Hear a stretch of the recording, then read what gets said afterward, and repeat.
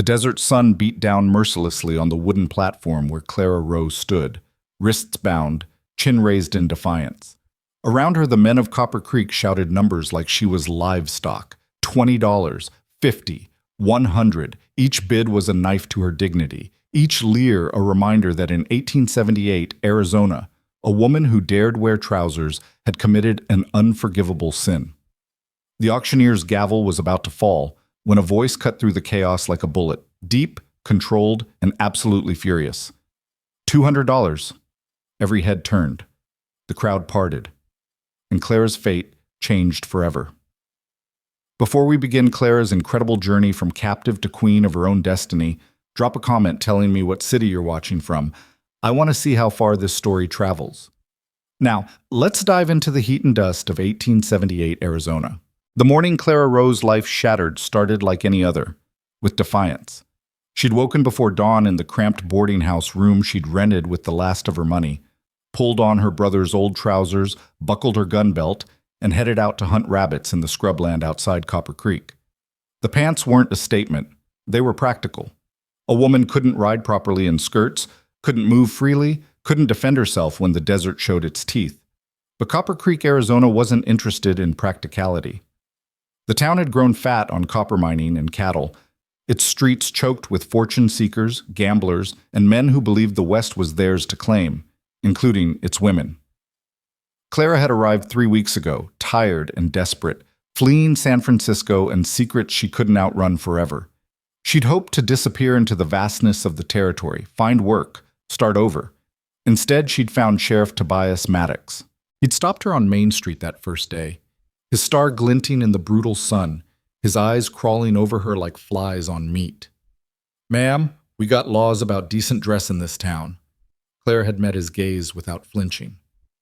"Then I suggest you enforce them on the prostitutes hanging outside the Silver Dollar, not on a woman trying to earn an honest living." His face had darkened. "You got a smart mouth." "I've got a mouth that speaks the truth. If that's smart in these parts, I'll take it as a compliment." She'd walked away before he could respond, feeling his hatred burn into her spine. That should have been her warning. Should have told her to pack up, move on, find another nowhere town. But Clara was tired of running, tired of letting men dictate where she could go, what she could wear, who she could be. So when she returned from hunting that morning, rabbits tied to her saddle, and found a crowd gathered in the town square, she didn't immediately sense the trap. Not until she saw this platform. Not until she saw the auctioneer testing his gavel. Not until Sheriff Maddox stepped in front of her horse, grabbed the reins, and smiled with all the warmth of a rattlesnake. "Clara Rowe, you're under arrest for public indecency, disturbing the peace, and violation of Municipal Ordinance 47 regarding proper feminine attire." The world seemed to tilt. "You can't be serious." "Serious as the grave, Miss Rowe." He gestured to 2 deputies who appeared from the crowd like vultures. "You've been warned. You've been given chances. Now you face the consequences." They hauled her off the horse before she could reach for her rifle. Strong hands pinned her arms, stripped her gun belt, shoved her forward through the jeering crowd. Women in their proper dresses turned away, whispering behind gloved hands. Men laughed, called out suggestions that made Clara's stomach turn. The platform loomed ahead, raw pine planks still smelling of sap. "This is insane!" Clara struggled against the grip of the deputies. "You can't auction a human being. Slavery is illegal." "Ain't selling you, girl." Maddox's breath was hot and rank as he leaned close. "We're auctioning your services, your labor. Perfectly legal way to deal with women who can't pay their fines. You owe this town $200 for your offenses. Whoever bids highest gets your work contract for 1 year. After that, you're free to go." "I don't have $200. "I know." His smile widened. "That's the point." They bound her wrists with rough rope and pushed her up the steps. The platform was small, barely 10 feet square, elevated just enough that the whole town could see her shame. The auctioneer, a weasel-faced man named Pritchard, looked her over with the same expression he'd use on a mare. "Gentlemen," his voice carried across the square, "we have here one Clara Rowe, age 23, convicted of public indecency and refusal to abide by community standards. Strong, healthy, can read and write. though some might say she's read too much for her own good. Laughter rippled through the crowd. The bidding starts at $20 for a 1-year labor contract. Who'll start us off? Clara's vision swam. The sun was merciless, beating down on her uncovered head. Sweat trickled between her shoulder blades. Around the platform, faces blurred together, miners still dusted with copper ore, cowboys in from the range, merchants in their Sunday suits despite it being Thursday. All men, all waiting to see what she was worth. $20, someone called from the back. 25. Another voice, closer. Clara forced herself to stand straight, shoulders back, chin high. She wouldn't give them the satisfaction of seeing her break, wouldn't let them see the terror clawing at her throat. $30. A prospector with more beard than teeth grinned up at her. 40. This from a saloon owner Clara recognized, a greasy man named Silas Granger who ran the Silver Dollar. She'd turned down his offer of work her second day in town, and the look in his eyes now made her skin crawl. The bidding continued climbing higher. $50, $60, $75. Each number was a hammer blow, each shout a reminder that she was nothing here. Property, goods, a problem to be solved by the highest bidder. At $100, the crowd began to thin. Only the serious buyers remained. 120. Silas Granger stepped forward, close enough that Clara could smell the whiskey on him despite the early hour. And I'll treat her real good, boys. Real gentle-like. His laughter was obscene. Several men joined in. Clara's stomach heaved. She'd heard stories about Granger's girls, the ones who worked upstairs at the Silver Dollar. How they came in fresh-faced and left broken, if they left at all. One had disappeared last winter. The sheriff hadn't even bothered to investigate. We have 120. Do I hear 130? Silence fell. The crowd waited. Granger's smile was a knife slash across his face. Going once. Clara's mind raced. She could run, could throw herself off the platform, fight her way through the crowd, steal a horse. She'd die trying, probably, but death seemed preferable to what waited in Granger's eyes. Going twice. She tensed, ready to move. $200. The voice came from the edge of the crowd, deep and level, cutting through the murmurs like a blade through silk. Every head turned. Clara's breath caught. A man stood at the back of the gathering, tall enough to see over most of the other heads. He wore a wide-brimmed hat that shadowed his face, a dusty work shirt open at the throat, gun belt sitting easy on his hips. He didn't shout, didn't need to. Something in the way he carried himself made people listen. $200, he repeated, stepping forward. The crowd parted without anyone consciously deciding to move. Cash. Right now. Pritchard's eyes went wide. That's more than twice the fine, sir. I'm aware. The man climbed the platform steps with the easy grace of someone who'd spent his life on horseback. Up close, Clara could see his face, sun-weathered but strong, with a jaw that looked carved from granite and eyes the color of steel in winter. Not young, maybe 35, but vital, dangerous. I'm buying out her contract and paying the town's fine. $200. Do we have a deal or not? Sheriff Maddox pushed through the crowd. Now, hold on just a minute, Hale. We got procedures. I know your procedures, Tobias. The stranger's voice didn't rise, but something in it made the sheriff step back. You auction off labor contracts to pay municipal fines. I'm offering cash more than the fine requires, which means the surplus goes to your town coffers. Unless you'd like to explain to Mayor Hutchins why you turned down a contribution to the Treasury? Maddox's face purpled, but he couldn't argue with the logic. Pritchard cleared his throat. The bid stands at $200 from Mr. Wyatt Hale of Hale Ridge Ranch. Do I hear any higher offers? The crowd was silent. Even Granger had gone pale. His earlier bravado evaporated. Going once, going twice, going sold. The gavel cracked like a gunshot. The labor contract for Clara Rowe goes to Wyatt Hale for $200, paid in full. Wyatt pulled a leather pouch from his belt and counted out the money onto Pritchard's table, gold coins that clinked with solid weight. While the auctioneer verified the amount, Wyatt turned to Clara. Up close, his eyes were startling, pale blue and piercing, but not cruel. Not hungry like Granger's, just assessing. You hurt? His voice was quieter now, meant only for her. Clara found her own voice, rusty from disuse. Just my pride. Something that might have been approval flickered in his expression. Pride heals. Come on. He produced a knife from his belt, and Clara tensed, but he simply cut the ropes binding her wrists with one efficient motion. Blood rushed back into her hands, bringing pins and needles. Wyatt steadied her elbow when she swayed. Easy. You've been standing in the sun too long. I've been standing on an auction block like a slave, Clara shot back, anger flooding in to replace shock. I think I'm entitled to sway. The corner of his mouth twitched. Fair enough. Sheriff Maddox appeared at the platform's edge, contract papers in hand. Mr. Hale, you'll need to sign these. 1 year of labor, room and board to be provided, standard terms. Wyatt took the papers, glanced at them, and then did something that made the entire square go silent. He tore them in half. What the hell?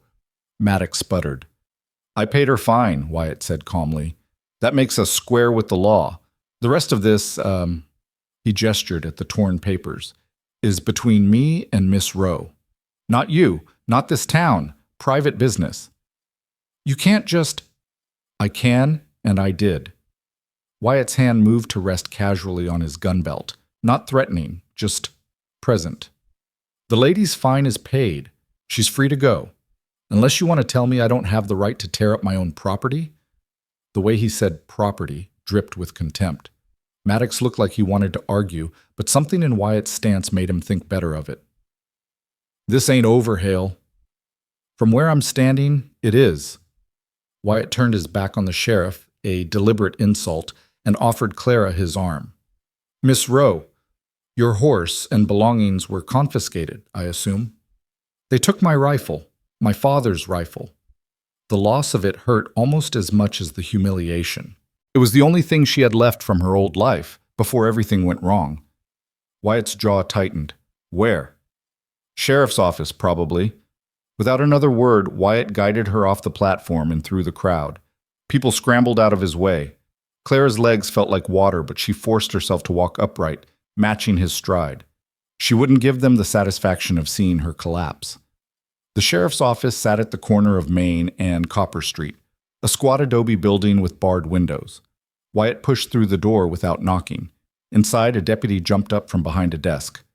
Mr. Hale, you can't just... Where's the lady's rifle? The deputy glanced nervously toward the back room. In the evidence locker. But, get it. I ain't authorized, then get someone who is. Wyatt's voice could have frozen the desert. Now. The deputy fled. Clara stood in the doorway, acutely aware of the curious faces gathering outside, watching through the windows. Her humiliation was far from over. The whole town would talk about this for months, years maybe.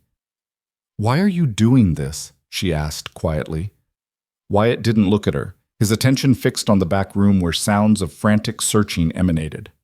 Can't abide bullies, can't abide men who think they got the right to own other people. And I sure as hell can't abide towns that auction off women for wearing practical clothes. You don't know me. I could be everything they said. Indecent, improper, a troublemaker. Are you?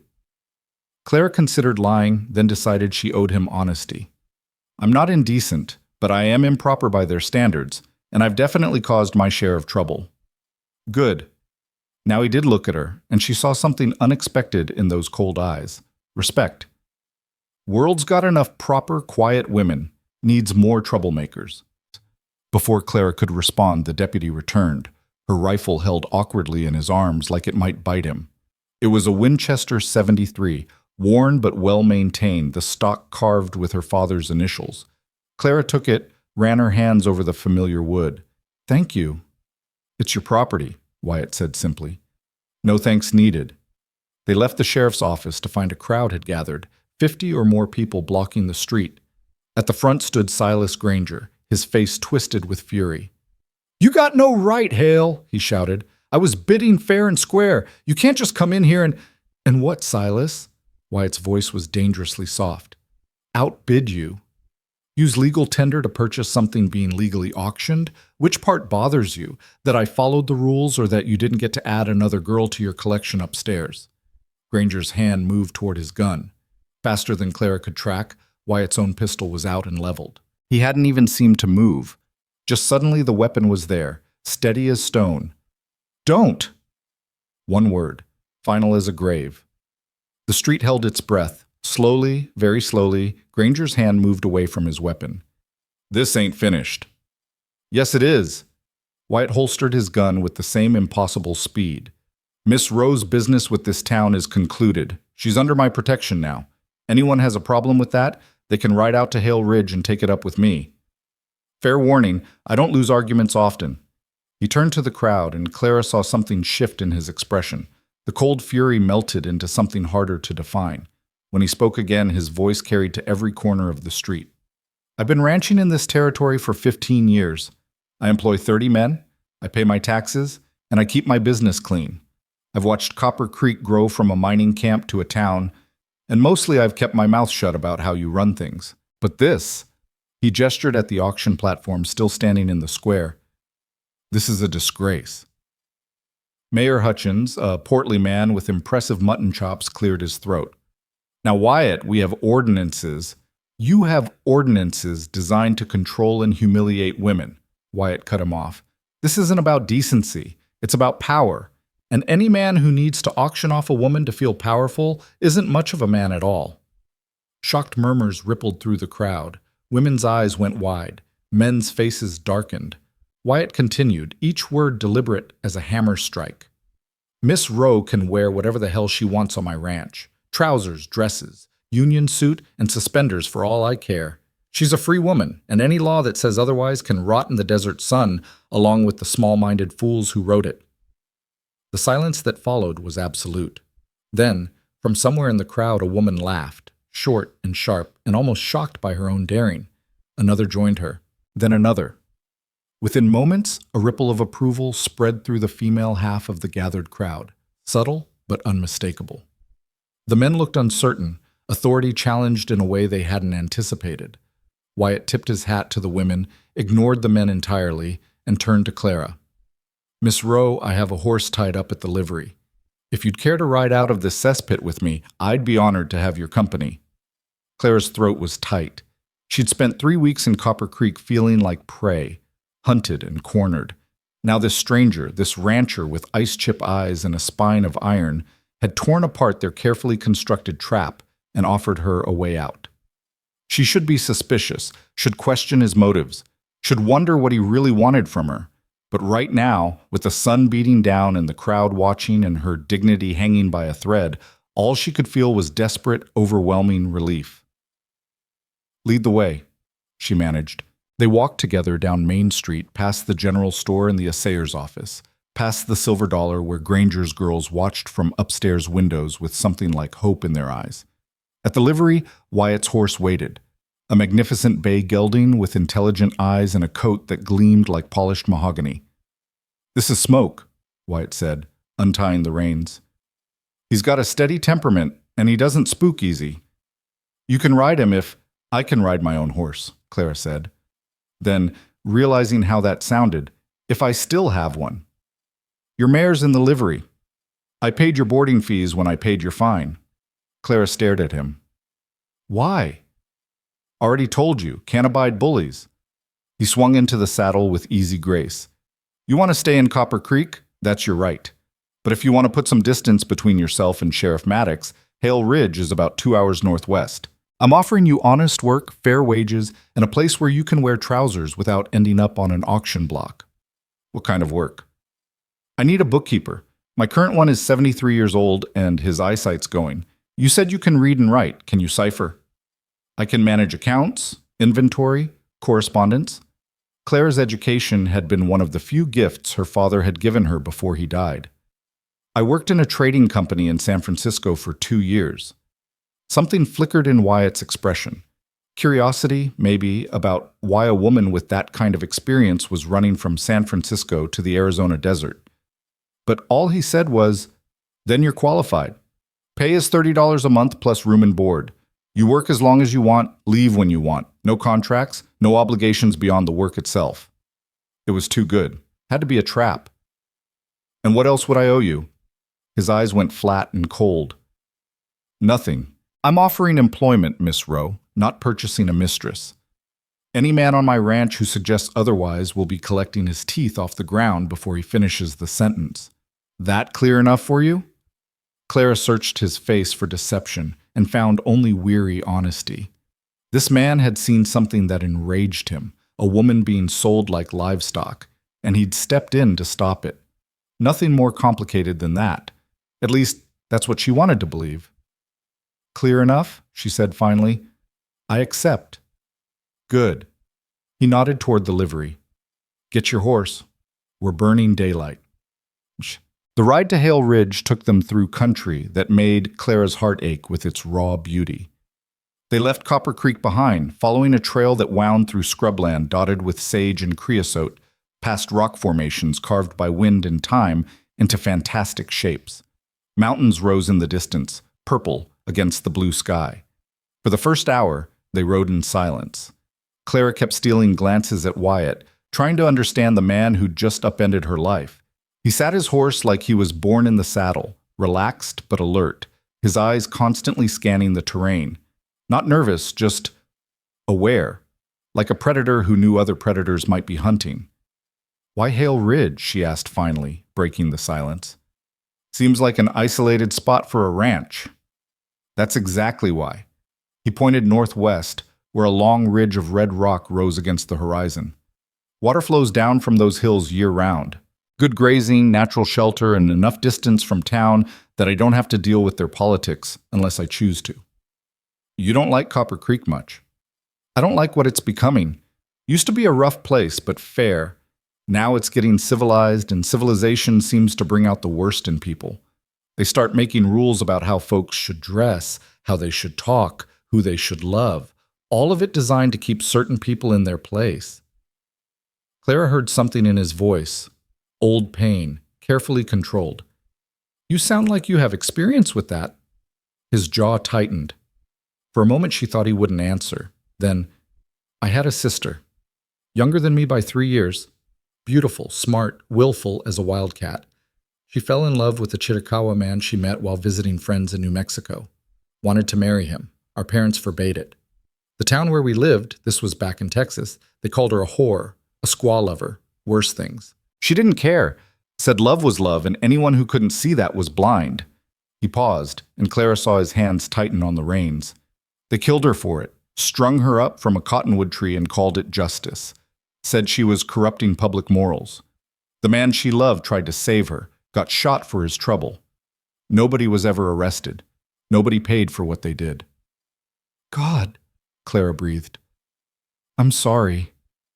Happened 12 years ago. I was 23, thought I could change the world by arguing the law, showing them the error of their thinking. Learned real quick that some people don't want to be shown. They want to hurt anyone who challenges their version of how things should be. He looked at her directly. When I saw you on that platform, wearing trousers like it was the crime of the century, all I could think was here they go again. Different town, different woman, same damn ugliness. They rode on, the afternoon sun beating down mercilessly. Clara's throat was dry, her head aching from dehydration and stress, but she didn't complain. Couldn't really, not after what Wyatt had just shared. What happened after your sister died? She asked quietly. I left Texas. Came west, bought land with money my parents left me. They'd died of fever the year before, never knew what happened to Rose. Started the ranch, figured if I couldn't change the world, at least I could build one small corner of it that worked different. And does it? Work different? I employ men based on ability, not skin color or background. Got Apache, Mexican, Irish, black cowboys, all working side by side. Pay them fair, treat them decent, and expect the same in return. Had my share of trouble for it. Some folks in Copper Creek don't like that I hire undesirables. But my ranch makes money, my cattle are healthy, and I sleep at night knowing I'm not contributing to the poison. Clara absorbed this, feeling something shift in her chest. She'd spent so long running, so focused on survival, that she'd forgotten there were still good people in the world. People who fought for what was right, even when it cost them. I'm not a good person, she said abruptly. In case you're thinking you rescued some innocent maiden, I've lied, I've stolen, I've done things I'm not proud of. Wyatt shrugged. Who hasn't? I'm not looking for a saint, Miss Rowe. Just someone who can balance my accounts and won't rob me blind while doing it. Despite everything, Clara laughed. A short, sharp sound that surprised her. I promise not to rob you. Then we'll get along fine. They crested a rise, and suddenly Hale Ridge spread out before them like a promise. The ranch sprawled across a valley carved between red rock formations, with a creek running through the center. Buildings clustered around a main house, barn, bunkhouse, equipment sheds, corrals. Cattle grazed in fenced pastures, and Clara could see tiny figures of men working among them. It looked like sanctuary. As they descended toward the ranch, a rider galloped out to meet them. A young man, maybe 20, with sun-darkened skin and black hair worn long. He pulled up his horse with a grin. Boss, thought you were just going to town for supplies. Didn't expect you to bring back... His eyes landed on Clara and widened. Ma'am. Carlos, this is Miss Clara Rowe. She's our new bookkeeper. Clara, this is Carlos Mendoza, my foreman's son and the best horse trainer in the territory. Carlos's grin returned. You flatter me, boss. Miss Rowe, welcome to Hale Ridge, though I gotta ask, did you hire on, or did Wyatt Shanghai you? Because he's been desperate for someone to take over the books since old Pete started writing numbers backwards. Little of both, Clara admitted. Fair enough. Come on down to the house. You look like you could use water and some shade. They rode into the ranch yard, and Clara felt dozens of eyes on her.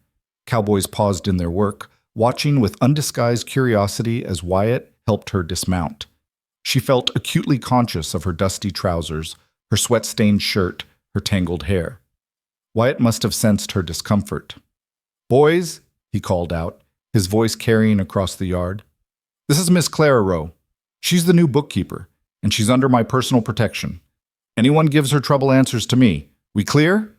A chorus of yes, boss, and understood rippled through the gathered men. Good. Now get back to work. Cattle don't herd themselves. The crowd dispersed, though Clara caught several curious glances thrown her way.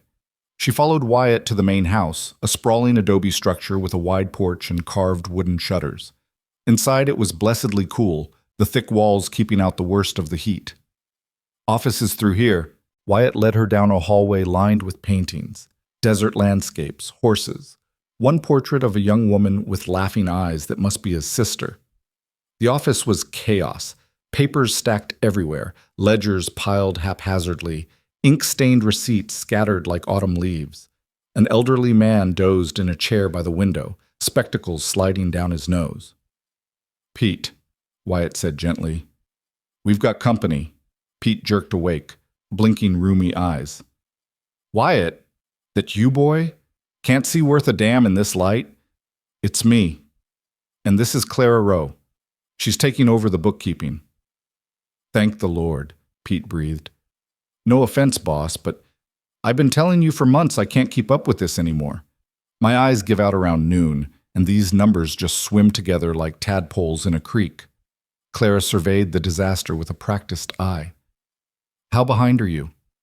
3 months on the inventory, 2 months on payroll verification, and don't even ask about the supply orders.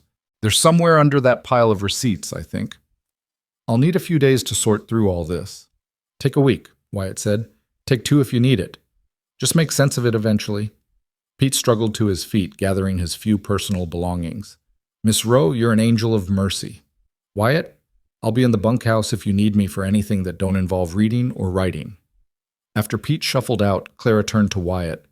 You really were desperate, weren't you? Desperately honest, anyway. The job's real, the pay's real, the mess is real. Everything I told you in town was the truth.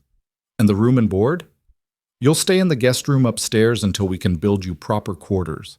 There's a lock on the door, and I'll make sure everyone knows you're not to be disturbed. Meals are served in the main dining room. Breakfast at 6, dinner at 7. You're welcome to eat with me and the foreman's family, or take your meals in your room if you prefer. Clara felt tears prick her eyes and blinked them back furiously. She would not cry, would not show weakness in front of this man who'd already seen too much of her vulnerability. Thank you, she managed, for everything, for the auction, for defending me, for this job. I know I haven't earned... Miss Rowe. He cut her off gently. You don't owe me gratitude. You certainly don't owe me tears. This is a business arrangement. I need a bookkeeper. You need work. Simple as that. But it wasn't simple, and they both knew it. What he'd done in Copper Creek, what he'd said to that crowd, That wasn't business. That was something else. Something Clara was afraid to name because naming it might make it disappear. The trousers thing, she said. Did you mean it? That I can wear what I want? Every word, though I'd recommend getting some that aren't half destroyed from being bound at the wrists. He gestured at the frayed rope marks on the fabric. There's a seamstress in town. Not Copper Creek. The town on the other side of the ridge, Silverton. She's good, discreet, and she won't judge your choice of clothing. I can sew my own. Then there's fabric in the storage room. Help yourself. He moved toward the door, then paused. One more thing, Miss Rowe. I don't know what you're running from in San Francisco, and I'm not asking, but if trouble follows you here, I need to know about it. Not to judge, not to turn you away, just so I can prepare. Clara's blood went cold. How did you... You're educated, well-spoken, and clearly from money based on the way you carry yourself, but you showed up in a mining town with no references, no connections, and enough desperation to hunt rabbits for food. Doesn't take a genius to figure out you're running from something. His eyes were kind but firm. I won't pry, but I will ask for honesty if danger comes calling. She wanted to lie. Wanted to tell him there was no trouble, no danger, nothing chasing her across half the country, but she'd already decided he deserved better than lies. There might be, she admitted, someone looking for me, my cousin. He's not a good man. I don't think he'll come this far, but I can't be sure. Your cousin have a name? Edmund Cartwright. He's a banker in San Francisco, well-connected, wealthy, and he's convinced I owe him something I'll never give. Wyatt's expression darkened. What does he think you owe him? Clara met his eyes steadily. Myself. He believes I should marry him, bear his children, manage his household. When I refused, he became insistent, violent. So I ran. The temperature in the room seemed to drop 10 degrees. Wyatt's hand moved to his gun belt unconsciously, the gesture of a man preparing for a fight. If Edmund Cartwright shows his face on my ranch, Wyatt said quietly, he'll regret it. That's a promise. And looking into those cold blue eyes, Clara believed him absolutely. The first week at Hale Ridge passed in a blur of ledgers and learning. Clara threw herself into the bookkeeping work, grateful for the distraction. The chaos of Pete's record-keeping was actually worse than it first appeared. Receipts misfiled, payments recorded twice or not at all, inventory counts that didn't match reality by hundreds of head of cattle. But Clara had always been good with numbers, and slowly, order emerged from chaos. She worked from dawn until long past dark, her candle burning low as she cross-referenced invoices against delivery records. The ranch hands learned to leave her alone during the day, though she'd catch them watching her when they thought she wasn't looking, curious, wary, but not hostile. Wyatt had made his protection clear, and on Hale Ridge what Wyatt said was law. She took her meals in her room at first, too aware of being the only woman in a house full of men. But on the third day, Wyatt knocked on her door at dinner time. Miss Rowe, you're going to waste away eating alone up here. Come down to the dining room. My foreman's wife, Maria, wants to meet you. Clara followed him downstairs reluctantly, bracing for judgment. Instead, she found a warm, comfortable room where a long table was already crowded with ranch hands passing plates and talking loudly.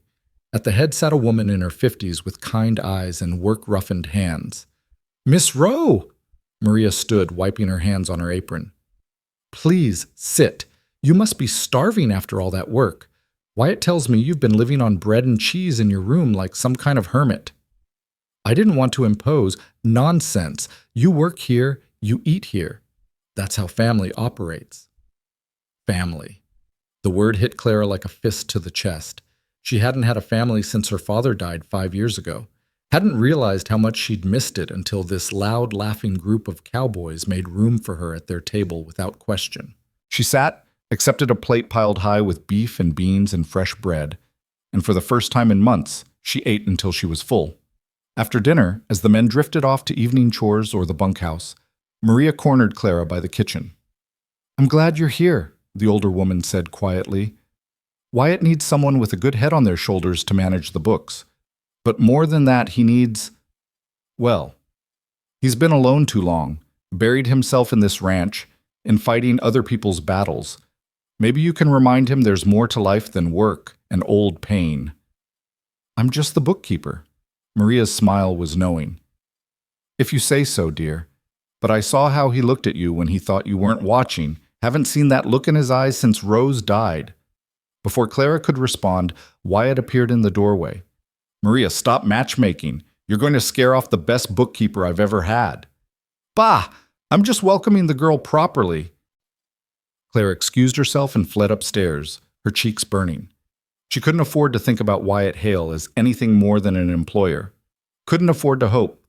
Hope was dangerous. Hope got you hurt. But that night, lying in bed in the quiet guest room with moonlight streaming through the window, she let herself imagine, just for a moment, what it might be like to stay here. Not just for a few months while she got back on her feet, but really stay. Build a life in this harsh, beautiful place. Maybe even build it beside a man with ice-chip eyes and a defender's heart. Then she pushed the thought away and went back to sleep. Outside, unknown to Clara, Wyatt stood on the porch smoking a rare cigarette and staring at the light in her window. He told himself the rescue was about principle, about doing what was right. But standing in that town square, watching her face the crowd with her chin up and her spirit unbroken, something had shifted in his chest. Something he hadn't felt in 12 years, since he'd buried Rose and sworn never to care that deeply about anyone again. Carlos found him there an hour later, still smoking, still watching. Boss, you got it bad.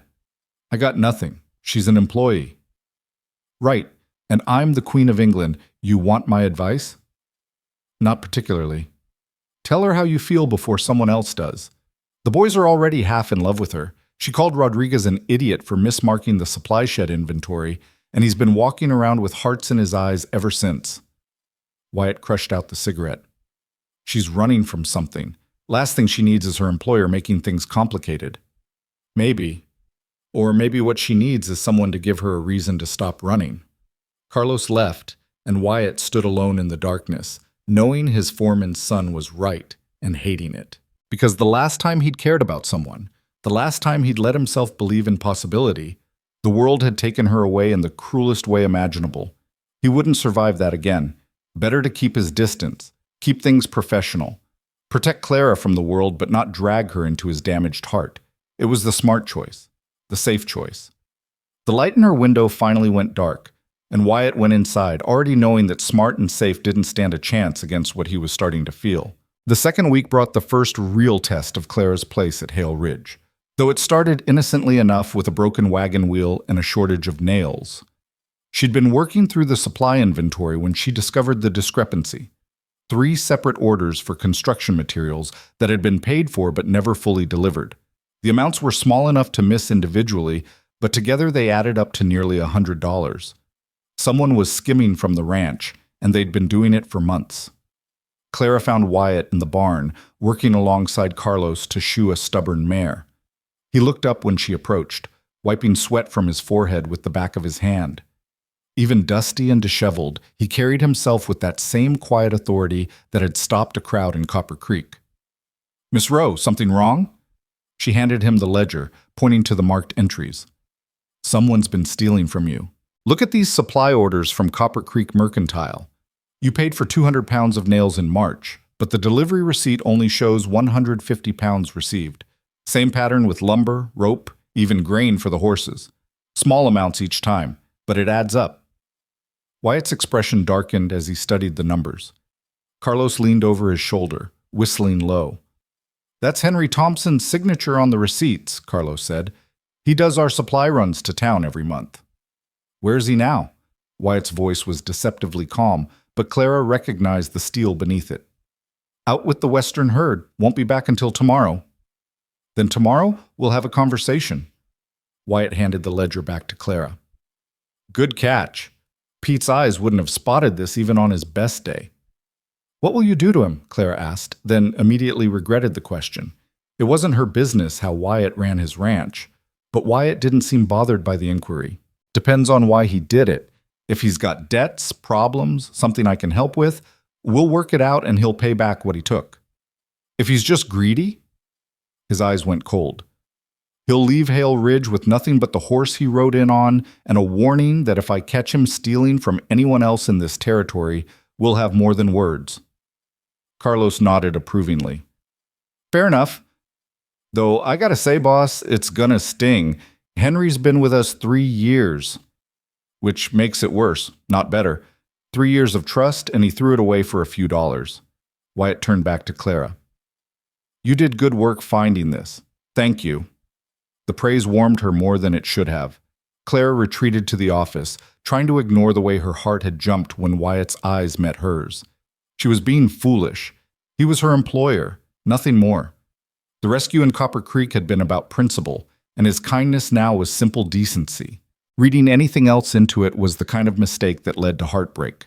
She threw herself back into the ledgers, determined to find any other discrepancies before Henry returned. The afternoon heat built until the office felt like an oven, despite the thick adobe walls.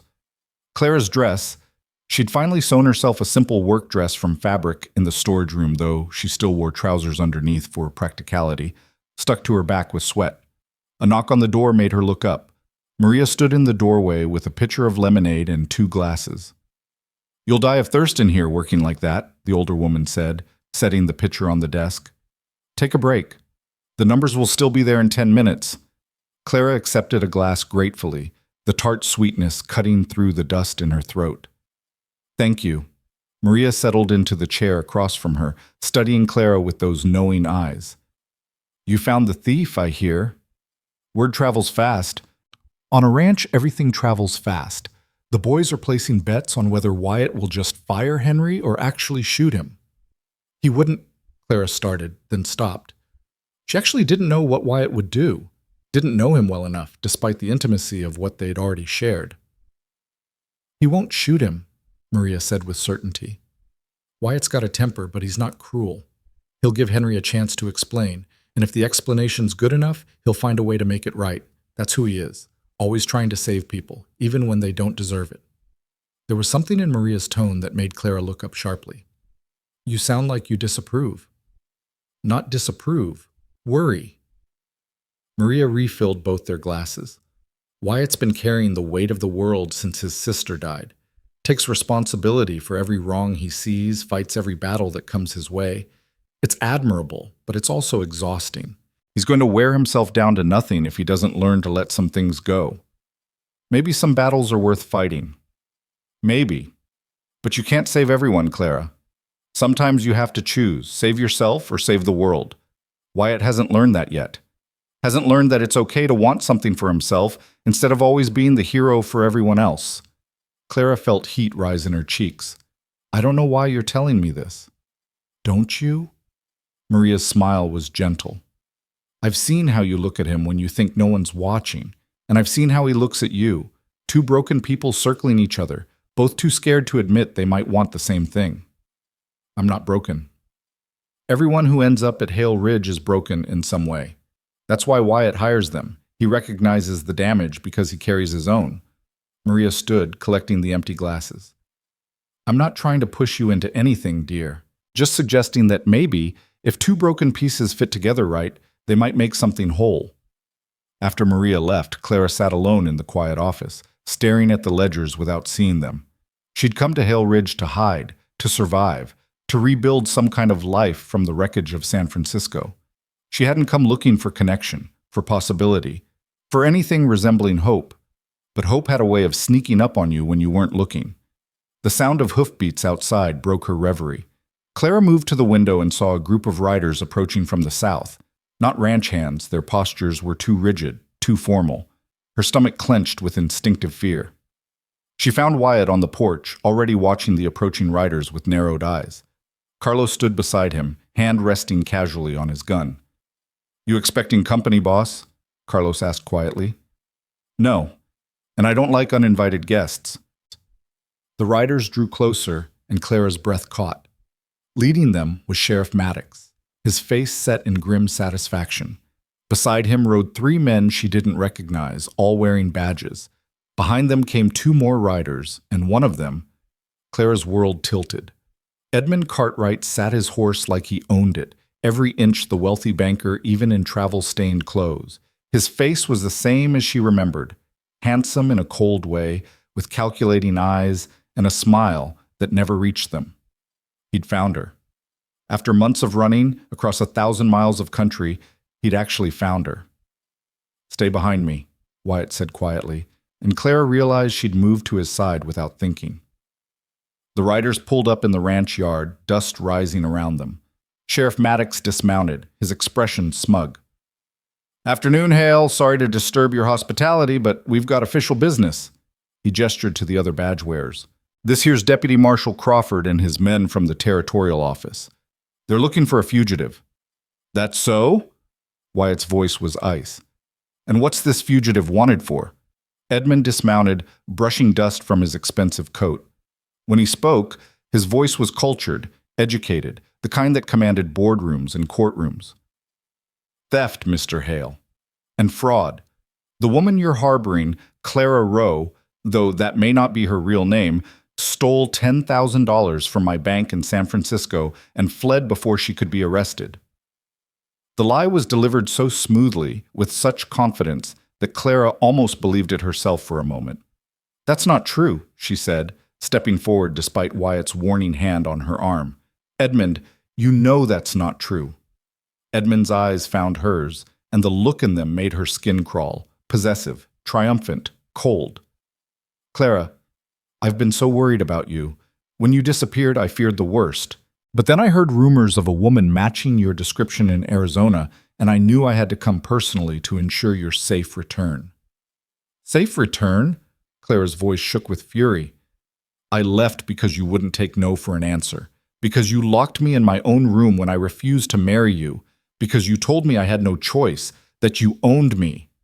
"The woman is clearly disturbed," Edmund said smoothly, addressing the marshal instead of Clara. "A tragic case. After her father's death, she became unstable, prone to delusions and violent outbursts. I've been trying to help her, to provide care, but she ran away from the sanitarium where she was receiving treatment." The marshal looked uncomfortable.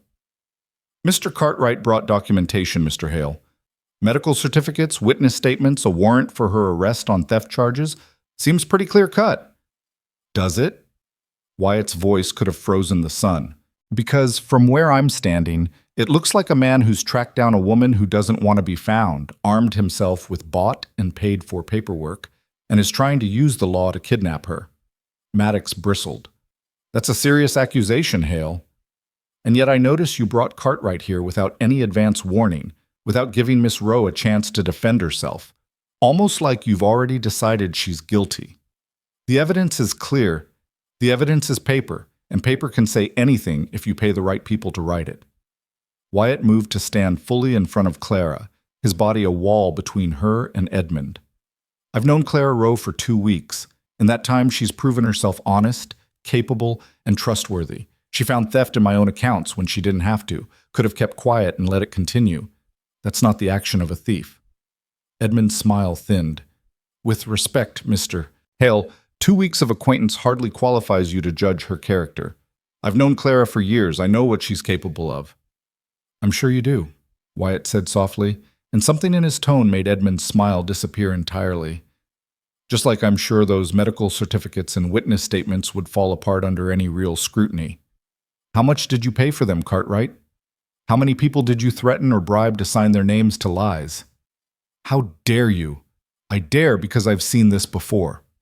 Wyatt's voice rose, commanding the attention of every man in the yard. "Powerful men using the law as a weapon to control women who refuse to submit. It happened to my sister, and I swore it would never happen again on my watch. So here's what's going to occur, gentlemen. You're going to leave my ranch. You're going to ride back to Copper Creek or San Francisco or whatever hole you crawled out of, and you're going to leave Clara Rowe alone." Marshal Crawford cleared his throat. "Mr. Hale, I appreciate your position, but I have a legal warrant. Is the warrant from a federal judge or a territorial magistrate?" The marshal hesitated. It's from a California court." "Then it has no authority in Arizona territory without being certified by a territorial court. Which means right now you're on my land, threatening my employee, with a piece of paper that isn't worth the ink it's printed with." Wyatt's hand moved to rest on his gun belt. "I suggest you get that certification before you come back. If you come back." "This is obstruction of justice," Maddox snapped. "This is protection of an innocent woman from a man who's trying to buy himself a wife with false charges and corrupted officials." Wyatt looked directly at Edmund. You want Clara? You'll have to go through me, and I promise you, Cartwright, that's a fight you'll lose. Edmund's face had gone pale with rage, but Clara saw calculation in his eyes. He was weighing options, considering strategies. This wasn't over, not by a long shot. Very well, Edmund said coldly. We'll seek proper certification, but Clara, my dear, he addressed her directly, ignoring Wyatt's warning growl. You should know that your Uncle Harold is quite concerned about you. He's authorized me to take whatever steps necessary to ensure your safe return to the family. Clara's blood went cold. Uncle Harold. The only family she had left, the only person who might actually be worried about her disappearance. If Edmund had gotten to him, convinced him that she needed to be brought back, my uncle would never authorize you to do anything, she said, but doubt crept into her voice. Edmund's smile returned, sharp as a knife. Wouldn't he? A beloved niece gone missing, her father's fortune still held in trust, needing a male guardian to access it? Harold was quite grateful when I offered to help locate you and ensure the family assets are properly managed. He's even agreed to sign over guardianship rights, given your fragile mental state. The trap was even more elaborate than Clara had feared. Edmund didn't just want her. He wanted her inheritance, her father's trading company, everything, and he was using her uncle, her last living relative, as a weapon. You bastard, she whispered. Clara! Wyatt's voice was sharp, protective. Don't say anything else. Not to him, not to the marshal, not to anyone until we get proper legal counsel. Edmund laughed. Legal counsel? Mr. Hale, you're a rancher. What do you know about navigating California inheritance law, guardianship regulations, mental competency hearings? Clara's fortune is substantial. Do you really think you can protect it, and her, against the full weight of San Francisco legal machinery?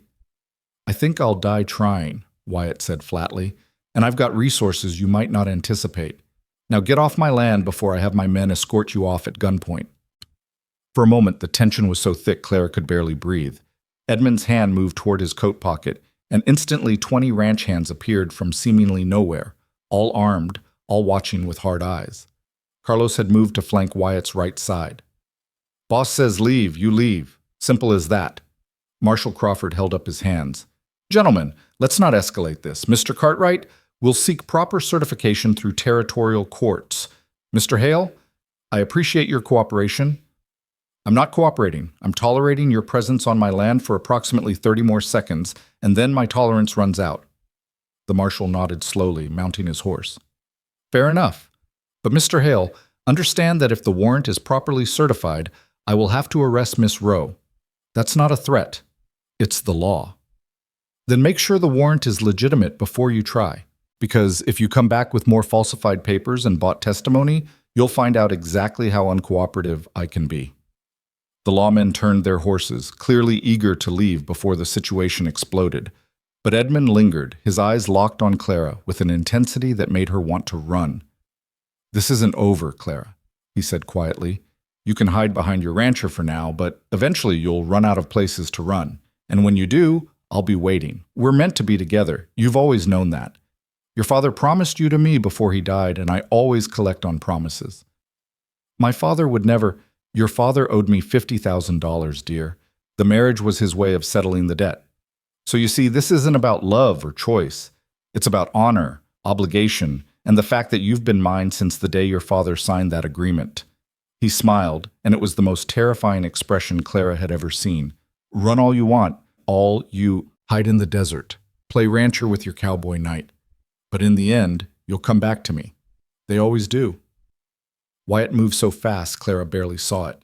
One moment he was standing still, the next his fist connected with Edmund's jaw with a crack that echoed across the yard. Edmund went down hard, blood spurting from his mouth. Wyatt, no! Clara grabbed his arm as he advanced, ready to hit Edmund again. Sheriff Maddox and the marshal pulled their guns. That's assault, Hale! He threatened her, on my property, in front of witnesses. Wyatt's voice was deadly calm despite the fury in his eyes. I was defending my employee from harassment. Anyone has a problem with that, they can file charges. But right now you're getting this piece of trash off my land before I do worse than break his jaw. Edmund struggled to his feet, cradling his face, his expensive suit covered in dust and blood. The calculation in his eyes had been replaced by raw hatred. You'll regret this, Hale. This. I'll destroy you. I'll destroy this pathetic ranch, and I'll take everything you have, starting with her. Try it, Wyatt said. Please, give me a reason.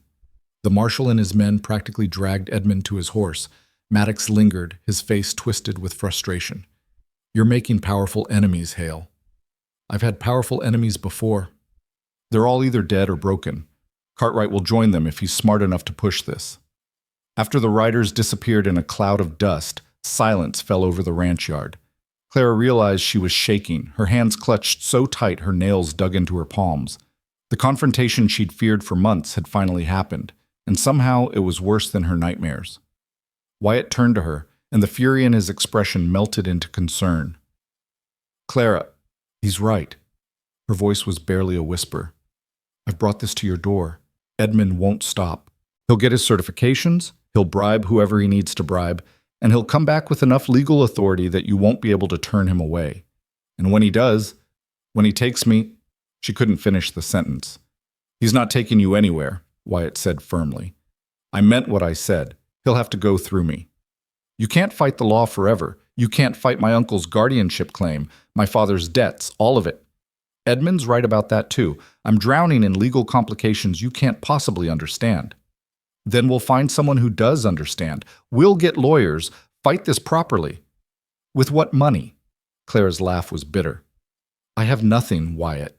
Edmund controls my inheritance until I marry him or turn 25, which is 3 years away. I can't afford lawyers, can't afford to fight. The only thing I can do is run again, and maybe this time he won't find me. No. Wyatt's hands gripped her shoulders, forcing her to meet his eyes.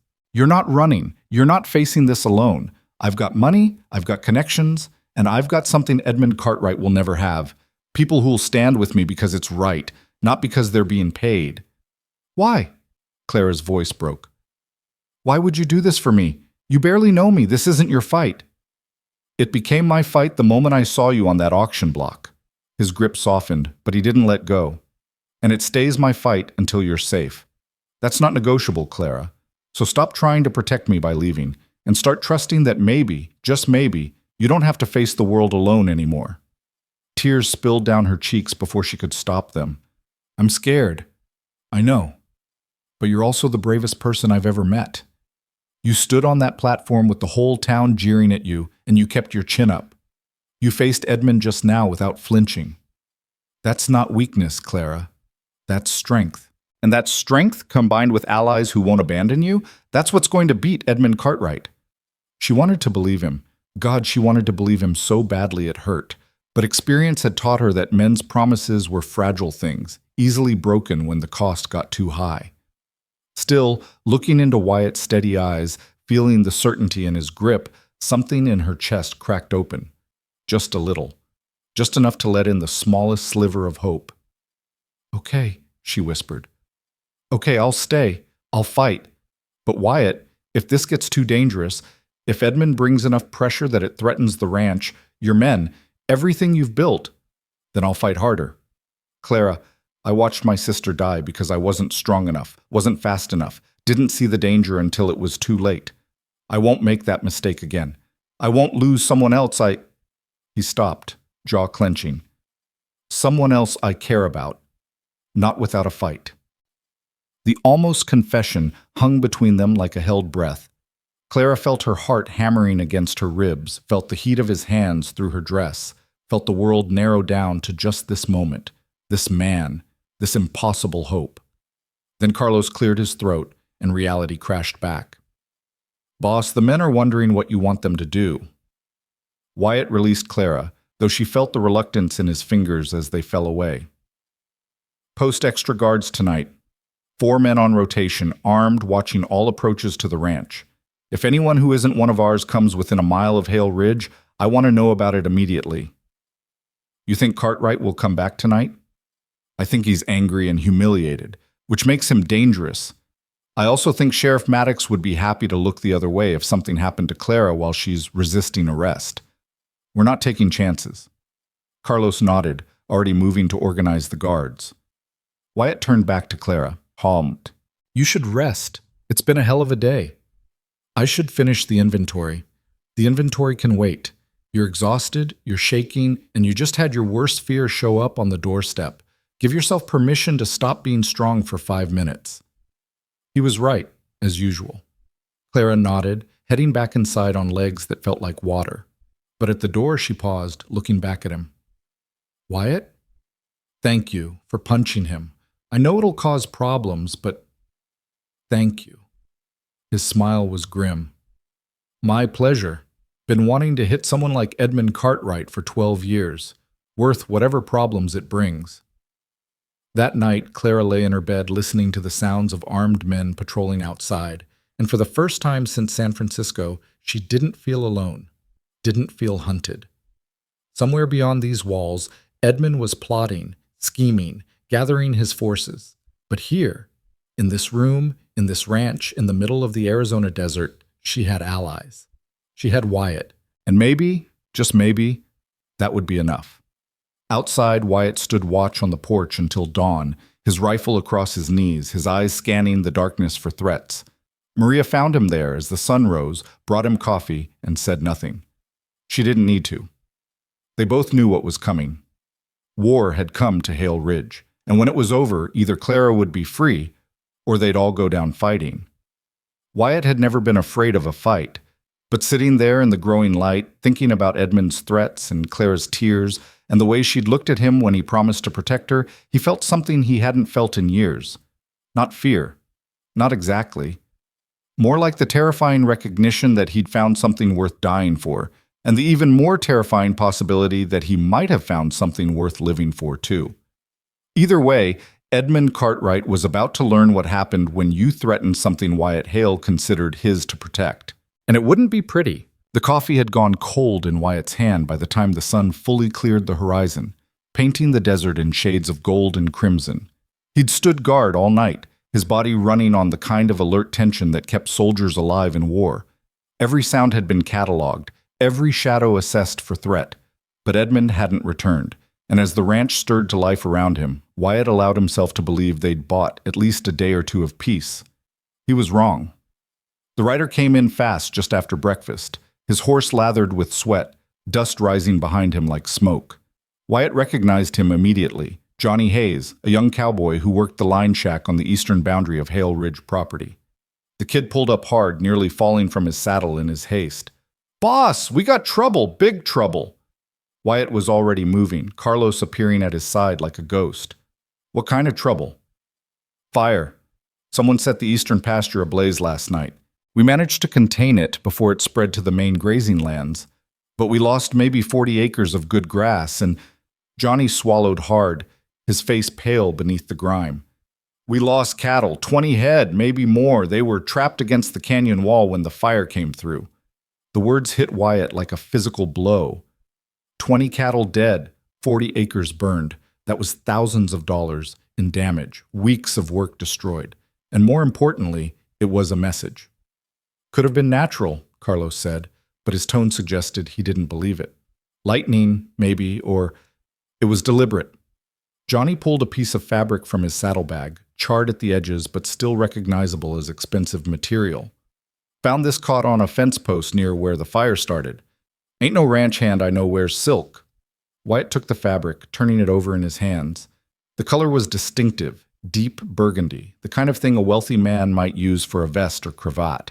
The kind of thing Edmund Cartwright had been wearing yesterday. "Son of a bitch," Carlos breathed. "He did this, came back after dark and torched the pasture." "Can you prove it?" Wyatt asked, though he already knew the answer. "Not in any court. It's just fabric, boss. Could have come from anywhere." Wyatt crushed the silk in his fist, feeling rage build hot and dangerous in his chest. This was exactly the kind of move Edmund would make, striking at Wyatt's livelihood, his ability to protect Clara, his resources, hitting hard enough to hurt, but carefully enough to avoid clear legal consequences. "Get fresh horses," Wyatt said, his voice deadly calm. "I want every man we can spare riding the property line. If Cartwright or any of his people are still on my land, I want them found. And Carlos, tell the men to be ready for more trouble. This isn't over." Carlos nodded and sprinted for the bunkhouse. Johnny started to follow, but Wyatt caught his arm. The cattle that died, were they in pain? Or did the smoke take them first? Johnny's expression softened with understanding. Wyatt wasn't just asking about property damage. He was asking about suffering, about whether creatures under his protection had died afraid and in agony. Smoke got most of them, boss. It was fast. Small mercy, but Wyatt would take it. Good. Go get cleaned up. You did well riding through the night to bring me word. After Johnny left, Wyatt stood alone in the yard, the piece of burgundy silk still clenched in his hand. The smart move would be to go to the territorial marshal, file charges, try to work through legal channels. But Edmund had already proven he could manipulate those channels, could buy testimony and forge documents until truth and lies became indistinguishable. No, this required a different approach, one that Edmund Cartwright, with all his money and connections, wouldn't anticipate. Wyatt found Clara in the office, already bent over the ledgers despite the early hour. She looked up when he entered, and her expression immediately shifted to concern. "What's wrong?" "I heard the commotion. Someone burned the eastern pasture last night, killed 20 head of cattle." He set the silk fabric on her desk. "Recognize this?" Claire's face went white. "That's from Edmund's vest. I saw him wearing it yesterday." Her hands started to shake. "Oh God, Wyatt, this is my fault. He's punishing you for protecting me." "Stop." Wyatt's voice was firm, but not unkind. "This is Edmund's fault, not yours. He's the one who chose violence. He's the one escalating, and he's about to learn that I don't respond well to threats." "What are you going to do?" "First, I'm going to make sure this ranch is defended. Then I'm going to have a conversation with some people who owe me favors. And after that," his smile was cold as winter, "I'm going to show Mr. Cartwright." "What happens when you declare war on Wyatt Hale?" Clara stood, moving around the desk to face him directly. "Let me help. This is my fight too." "Clara, don't." She cut him off, and he saw steel in her eyes that matched his own. "Don't tell me to stay safe while you handle everything. Don't treat me like I'm made of glass. Edmund came after me because he thinks women are property to be owned and controlled. Every time someone tries to protect me by keeping me out of the fight, they're proving him right. So let me help. Let me stand with you instead of behind you." Wyatt studied her face, seeing the determination there, the fierce pride, the courage that had first caught his attention on that auction platform. She was right. Treating her like a fragile thing that needed constant protection would make him no better than Edmund, just with kinder intentions. "All right," he said finally, "but we do this smart. Edmund's got money and legal backing, which means we need to be smarter and better prepared. I need you to write down everything you know about him, his business dealings, his connections, any weaknesses or secrets he might not want exposed. If we're going to war, we need ammunition." Clara nodded, already reaching for pen and paper. "His bank has ties to several territorial officials. He's been buying influence for years, getting himself positioned to expand westward. I have names, dates, amounts. My father kept detailed records of Edmund's dealings, and I helped manage the files before—" She trailed off, old pain flickering across her features. "Before he tried to claim you as payment for a debt," Wyatt finished grimly. "My father made mistakes, but he loved me. The marriage arrangement, I don't think he fully understood what Edmund was. Thought he was offering me security, a good match. By the time I realized the truth, father was already dying, and Edmund had his hooks in deep." Wyatt moved closer, close enough to see the flecks of green in her brown eyes, close enough to smell the lavender soap she used. "Your father's mistakes aren't your burden to carry, and Edmund's claims aren't legitimate just because they're written on expensive paper. We're going to break this, Clara. Break him. But I need you to trust me." "I do trust you." The words came without hesitation, and Wyatt felt something shift in his chest, something warm and terrifying and absolutely certain. "I don't know why, considering we've known each other less than a month, but I trust you more than I've trusted anyone since my father died." The moment stretched between them, heavy with unspoken possibilities. Wyatt was acutely aware of how close they stood, how easy it would be to close the distance, to kiss her like he'd been wanting to since the moment she'd stood up to him in the sheriff's office with fire in her eyes. But Clara deserved better than a kiss stolen in the midst of crisis. deserved courtship and certainty, and a future that wasn't overshadowed by Edmund Cartwright's threats. So instead, Wyatt stepped back, creating safe distance even as everything in him screamed to do the opposite. "Write everything down," he said, his voice rougher than intended. "I'm writing to Silverton to send some telegrams. There's a federal judge there who owes me a favor. Helped him track down some cattle thieves 3 years back. If anyone can see through Edmund's falsified warrants, it's Judge Harrison." "Be careful," Clara said. "Edmund's proven he's willing to use violence. If he has men watching the roads, I'll take Carlos and 4 others. We'll be fine." He paused at the door, looking back at her. "Clara, lock this office while I'm gone. Don't open it for anyone except Maria or someone you absolutely trust, and keep your rifle close." "You think he'd try something in broad daylight?" "I think a man desperate enough to burn cattle is desperate enough to do worse. Until we know where Edmund is and what he's planning, we assume the worst." The ride to Silverton took most of the morning, and Wyatt spent it cataloging everything he knew about Edmund Cartwright and everything he needed to learn. The man was clearly wealthy, well-connected, and utterly ruthless. But wealthy men had vulnerabilities too.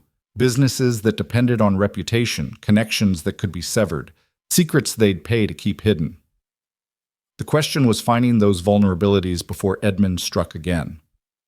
Silverton was smaller than Copper Creek, a trading post that had grown into a proper town through sheer stubbornness and the discovery of silver in the nearby hills. Wyatt had been coming here for years, preferred it to the politics and prejudice of Copper Creek. The telegraph office sat next to the general store, run by a taciturn man named Wilson, who asked no questions and forgot conversations the moment they ended. Wyatt sent 3 telegrams. The first went to Judge Harrison, outlining the situation and requesting urgent legal assistance. The second went to a friend in San Francisco, a former Pinkerton agent who now ran a private investigation firm. If anyone could dig up dirt on Edmund Cartwright's business dealings, it was Marcus Webb. The third telegram went to an address in Sacramento that Carlos didn't recognize and Wyatt didn't explain.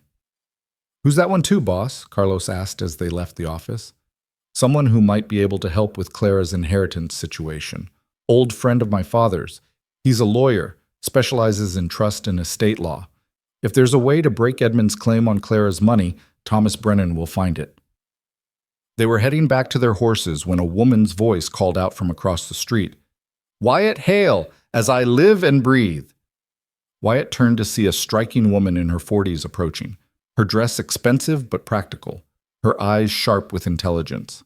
Catherine Monroe owned the Silverton Hotel and half the commercial property in town, a widow who'd turned her late husband's modest holdings into an empire through shrewd business sense. "Catherine," Wyatt tipped his hat. "Didn't know you were back from Denver." "Just arrived yesterday. Heard you had some excitement over at your ranch. Something about publicly defending a woman's right to wear trousers?" Her smile was approving.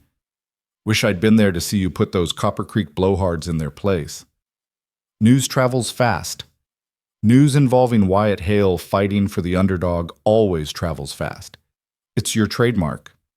She moved closer, lowering her voice. "I also heard Edmund Cartwright rolled into the territory yesterday with a wagon full of legal documents and a carpetbag full of bribes. That true?" Wyatt exchanged a glance with Carlos. "Where'd you hear that?" "I make it my business to know what happens in these parts. Cartwright's been staying at the Grand Hotel in Copper Creek, spreading money around like seed, trying to buy cooperation from every official with a badge or a gavel. Sheriff Maddox is already in his pocket, and he's working on the territorial prosecutor." Catherine's expression hardened. "Whatever that man wants, Wyatt, it's not going to end well for whoever stands in his way. He wants a woman who doesn't want him, and I'm standing in his way." "Thought it might be something like that." Catherine studied him with those knowing eyes. "This woman, she's special to you?" "She's under my protection." "That's not what I asked." Wyatt felt heat rise in his face, which was ridiculous. He was 35 years old, not some green boy who blushed at the mention of attraction. "Catherine, never mind. I can see the answer plain enough." She pulled a card from her reticule, pressed it into his hand. "You need anything? Witnesses, legal support, a place to hide someone if it comes to that? You let me know. Women who stand up to men like Cartwright deserve all the help they can get, and men who defend them deserve the same." "I appreciate that." Don't appreciate it. Use it. Cartwright's dangerous, Wyatt. He's got the kind of power that makes people disappear. Watch your back. After Catherine left, Carlos whistled low. She's not wrong about Cartwright being dangerous. If he's already bought off Maddox and the prosecutor, we're fighting an uphill battle. Then we'll fight uphill. Wyatt mounted his horse, his jaw set with determination. Edmund can buy officials all he wants. Doesn't change the fact that Claire is innocent, and I won't let him take her. They were halfway back to Hale Ridge when Carlos finally asked the question that had clearly been eating at him all day. Boss, can I ask you something personal? You're going to anyway. Fair point. Carlos grinned, then sobered. This thing with Miss Clara, is it just about doing the right thing, or is there more to it? Wyatt rode in silence for a long moment, watching the desert unfold around them in waves of heat and color. He could lie, could maintain the fiction that this was purely about principle and protecting the innocent. But Carlos had been with him for 5 years, had become more friend than employee. He deserved honesty. I don't know, Wyatt said finally. When I saw her on that platform, something in me just broke. Or maybe it broke open, like something that had been locked down tight since Rose died suddenly couldn't be contained anymore. He took a breath. She's brave, Carlos, braver than anyone I've ever met, and smart and stubborn. And she looks at the world like it owes her nothing, but she's going to take what she deserves anyway. That kind of strength, it's rare. It's precious. And the idea of Edmund Cartwright crushing it, owning it, destroying it just to satisfy his ego makes me want to burn the world down. That sounds like more than just doing the right thing, boss. Yeah. Wyatt's laugh was hollow. Yeah, it does. Which is why I need to be careful. Clara's running from one man who thinks he owns her. Last thing she needs is another man getting possessive, even if the intentions are different.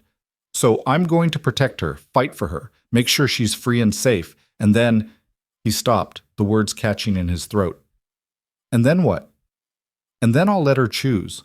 Stay or go. Build a life here or move on. Whatever she wants, I'll support it, even if what she wants doesn't include me. Carlos shook his head, grinning. Boss, for a smart man, you can be remarkably stupid sometimes. What's that supposed to mean? It means Miss Clara looks at you the same way you look at her. Like you're both drowning and simultaneously the only solid ground in sight. If you think she's going to choose to leave once this is over, you're not paying attention. Wyatt wanted to believe it.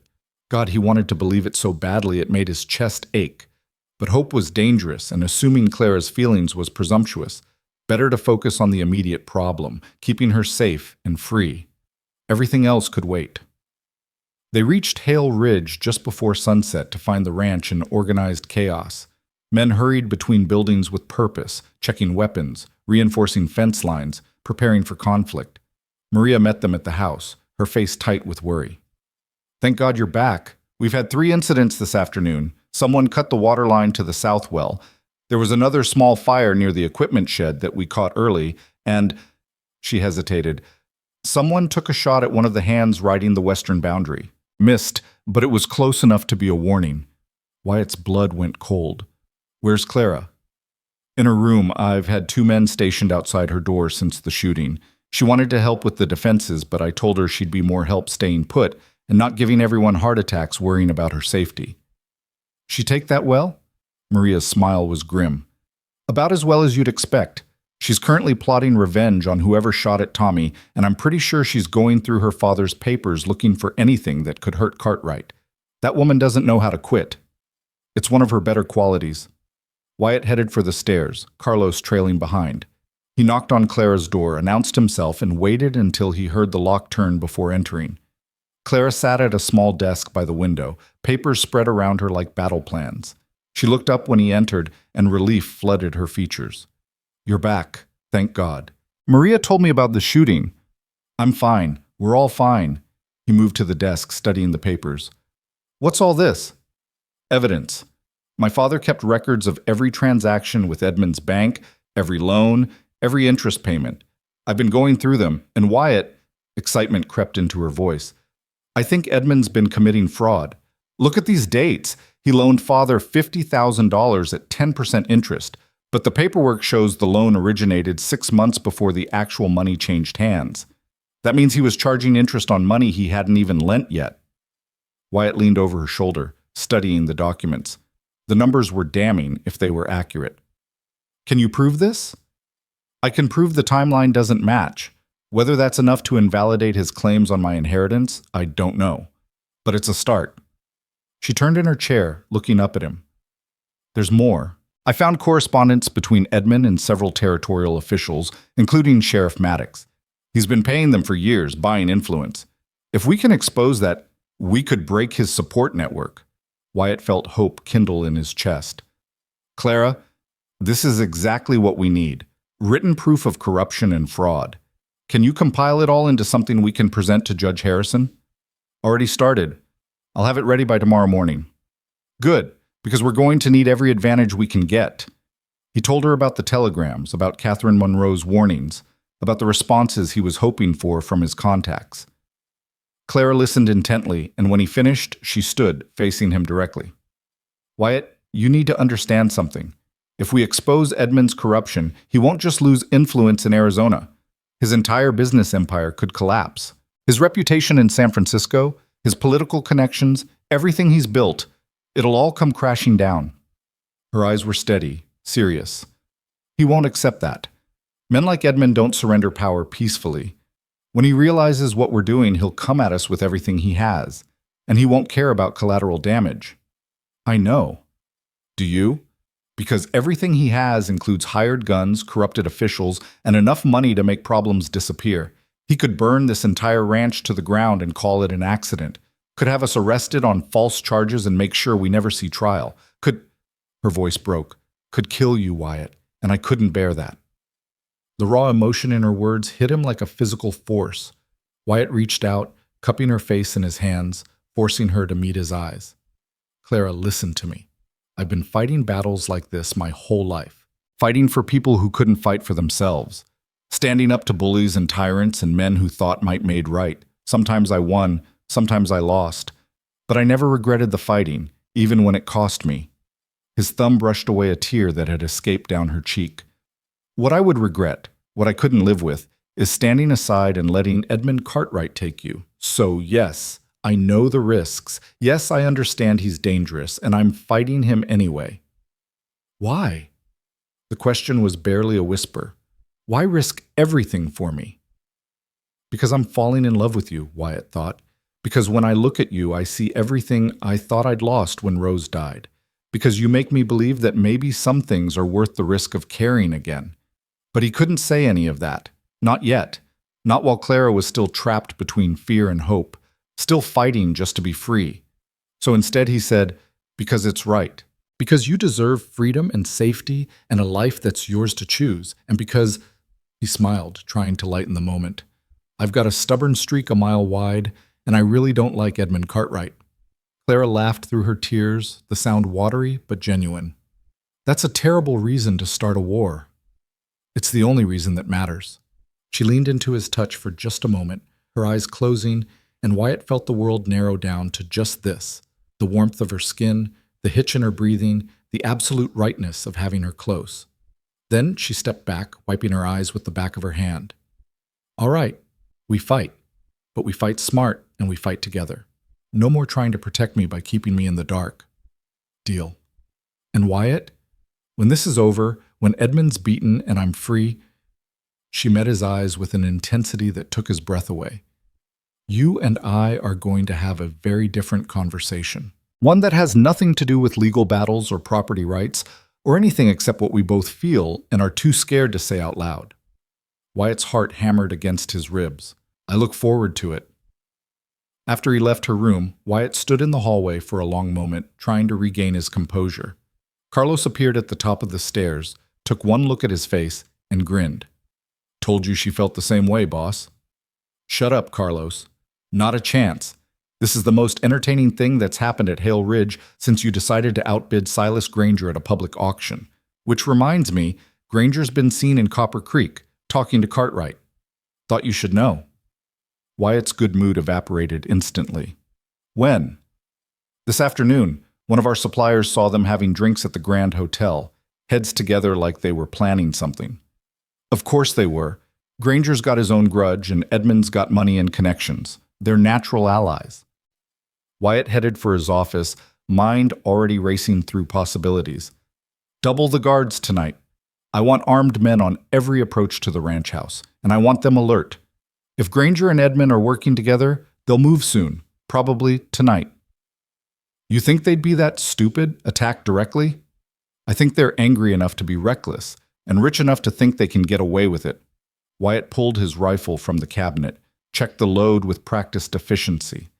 We've humiliated both of them publicly, cost them money, challenged their authority. Men like that don't forgive. They escalate. Carlos nodded grimly. I'll spread the word. And boss, we're all behind you on this. Every man on this ranch would ride into hell for you if you asked. If Cartwright and Granger want to fight, they'll get one they won't forget. Let's hope it doesn't come to that. But if it does, Wyatt's smile was cold as winter. Make sure they understand what happens when you threaten Hale Ridge. The night fell with unusual stillness, the kind of quiet that precedes violence. Wyatt made his rounds, checking positions, ensuring everyone understood the stakes. The men were ready, weapons clean and loaded, eyes sharp despite the late hour. They'd all heard what Edmund had done to the cattle, seen the fire damage, understood that this wasn't just about their boss protecting some woman. This was about the ranch, about their home, about standing against the kind of power that crushed people like bugs. Midnight came and went with no sign of trouble. 1 a.m., 2 a.m. The desert was silent except for the occasional cry of a coyote, the soft shuffle of horses in the corral. At 3:15, all hell broke loose. The first gunshot shattered the night like breaking glass, followed immediately by a dozen more. Wyatt was moving before his conscious mind registered the sound, rifle in hand, running toward the source of the shooting. Men poured from the bunkhouse, some still pulling on boots, all armed and ready. Northeast corner, someone shouted. At least 6 riders. Wyatt reached the corner fence line just as another volley of shots rang out. In the darkness, muzzle flashes revealed the attackers, 8 or 9 men on horseback, firing at the ranch house and buildings with what seemed like random abandon. They weren't trying to hit anyone. They were sending a message. Return fire, but aim high, Wyatt ordered. I want them scared off, not killed, not unless they force our hand. His men opened up, and the night exploded with sound and fury. The attackers wheeled their horses, clearly not expecting such organized resistance. One took a bullet through his hat and bolted. Another's horse went down, shot in the leg, not killed, throwing its rider hard. Fall back, someone among the attackers shouted, the voice cultured and familiar. Edmund Cartwright himself, playing general with other men's lives. The raiders retreated into the darkness, leaving behind their fallen comrade and a cloud of gun smoke. Wyatt's men moved in carefully, weapons ready, and surrounded the thrown rider. It was Silas Granger, his face covered in dust and blood from hitting the ground, his expensive clothes torn and filthy. He looked up at Wyatt with naked hatred. You'll hang for this, Hale. Attacking innocent travelers? Innocent? Wyatt's laugh was harsh. You rode onto my property in the middle of the night, shooting at my buildings, and you want to claim innocence? Carlos, tie him up. We'll hand him over to the territorial marshal in the morning, with testimony from every witness here. Cartwright will never let you, Granger started, then stopped, realizing his mistake. So you admit you were working with Edmund? Wyatt crouched down, getting in Granger's face. Here's what's going to happen. You're going to tell me exactly what Edmund's planning. Every detail, every contact, every move. And in exchange, maybe I don't press charges that'll see you hang. Go to hell. Already been there. Didn't care for it much. Wyatt stood, nodding to his men.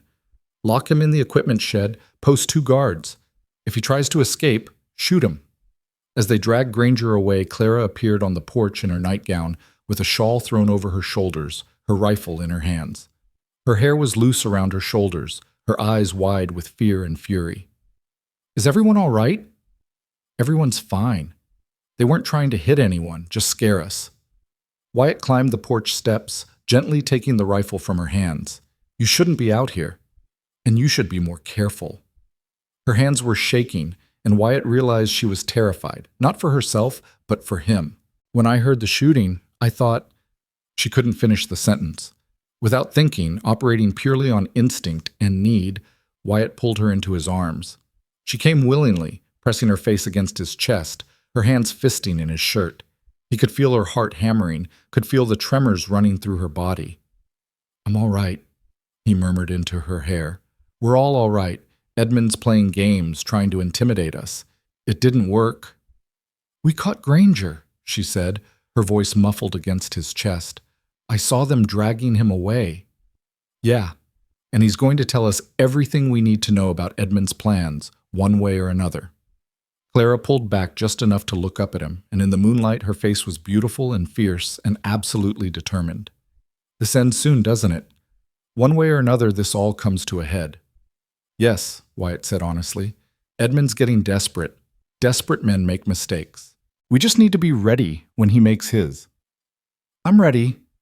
Her hands moved to cup his face, mirroring the gesture he'd made earlier in her room. "Whatever comes, Wyatt, I want you to know.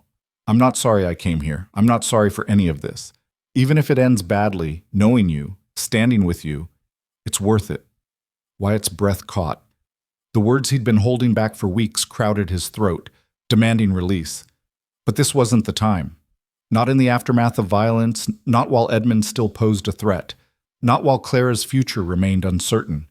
So instead he leaned down and pressed a kiss to her forehead, chaste, protective, but full of promise. "We're going to win this," he said. "And when we do, Clara Rowe, you and I are going to have that conversation you mentioned. The one where we stop being scared and start being honest about what we want." Her smile could have lit the desert. "I'll hold you to that." Inside the equipment shed, Silas Granger sat bound and furious, already knowing that his alliance with Edmund Cartwright had just cost him everything. Outside, Wyatt's men reinforced defenses and prepared for the next attack. And somewhere in the darkness, Edmund Cartwright rode back toward Copper Creek, his mind already spinning new plans, new strategies, new ways to claim what he believed was his. The war for Clara's freedom had truly begun, and before it was over, blood would be spilled and empires would fall. But tonight, standing on the porch with Clara in his arms and his ranch defended, Wyatt allowed himself to believe that maybe, just maybe, they stood a chance. Dawn broke over Hale Ridge with the promise of answers. Wyatt had given Silas Granger the night to think about his situation, to contemplate what hanging felt like versus the relative comfort of cooperation. Now, as the first light painted the eastern sky in shades of gold and crimson, it was time to collect on that contemplation. Carlos met him outside the equipment shed, looking tired but alert. "He's been quiet all night. Didn't sleep much from what the guard said, just sat there muttering to himself and occasionally cursing your name." "Good. Fear makes men talkative." Wyatt nodded to the guards to unlock the door. "Stay close. If he tries anything stupid, put him down." Inside the shed, Granger looked worse than he had the night before. His face was bruised from the fall, his expensive clothes were ruined, and his eyes held the haunted look of a man who'd realized too late that he'd bet on the wrong horse. "Morning, Silas," Wyatt said pleasantly, pulling up a chair to sit facing the bound man. "Sleep well?" "Go to hell, Hale." "We've established I've already been there. Now let's talk about where you're going." Wyatt leaned back, the picture of relaxed confidence. "See, I've got a choice to make this morning. I can hand you over to the territorial marshal with testimony from 20 witnesses that you attacked my ranch in the middle of the night. That's attempted arson, destruction of property, maybe attempted murder depending on how good a lawyer the prosecutor has. You're looking at 10 to 20 years in prison, assuming they don't just hang you outright." Granger's face paled, but he said nothing. "Or," Wyatt continued, "you can tell me everything you know about Edmund Cartwright's plans. Every detail, every contact, every move he's planning. You do that, and I'll consider letting you ride out of Arizona territory with nothing but the clothes on your back and a warning never to return. Your choice, but you've got about 5 minutes to make it before I put you on a horse to Silverton." "You think Edmund will just let me betray him? He'll kill me. He'll try to kill you whether you talk or not. You failed him last night, Silas. Men like Edmund don't forgive failure." Wyatt watched understanding dawn in Granger's eyes. "At least if you cooperate with me, you've got a chance. Stay loyal to him, and you're just a loose end waiting to be tied off." The fight went out of Granger like air from a punctured balloon. His shoulders sagged, and when he spoke again, his voice was defeated. What do you want to know? Everything. Start with how Edmund recruited you. The story that spilled out over the next hour was uglier than Wyatt had anticipated. Edmund hadn't just come to Arizona hunting Clara. He'd spent weeks laying groundwork, identifying potential allies, buying cooperation from anyone who might be useful. He'd approached Granger shortly after arriving, offering money and influence in exchange for help recovering stolen property, by which he meant Clara. He paid me $500 up front, Granger said bitterly. Promised another $500 when the job was done. Said all I had to do was help him retrieve his wayward fiancée and maybe cause you some trouble along the way. Made it sound simple, legal, even. But it wasn't simple or legal, Wyatt said flatly. No. He wanted me to burn you out, ruin you financially, make it impossible for you to protect the girl. Said if we destroyed your ability to fight, you'd have no choice but to hand her over. Granger's laugh was hollow. I was stupid enough to believe him. Thought I was getting revenge on you for humiliating me at the auction and making good money doing it. Didn't realize Edmund's the kind of man who'd burn down half the territory to get what he wants. What else is he planning? Carlos asked from his position by the door. Last night was just the opening move, wasn't it? Granger nodded miserably. He's got 8 more men coming in from California. Professional guns, not cowboys playing at violence. They're supposed to arrive today or tomorrow. Once they're here, he's planning a full assault on the ranch. Burn it to the ground, kill anyone who resists, and take Clara by force. Wyatt's blood ran cold. 8 hired guns plus whatever local help he's recruited. How many locals? Maybe 4 or 5. Sheriff Maddox promised to look the other way, and there's a couple of deputies who'll back Edmund's play if the price is right. Granger met Wyatt's eyes, something like shame flickering in his expression. I'm sorry, Hale. I know that don't mean much, but I am. I let greed and wounded pride make me stupid, and now people are going to die for it. People don't have to die if we're smart about this.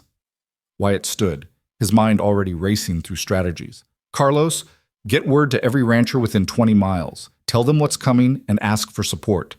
Most of them have no love for corrupt officials or hired guns. They'll stand with us. You really think you can win this? Granger asked.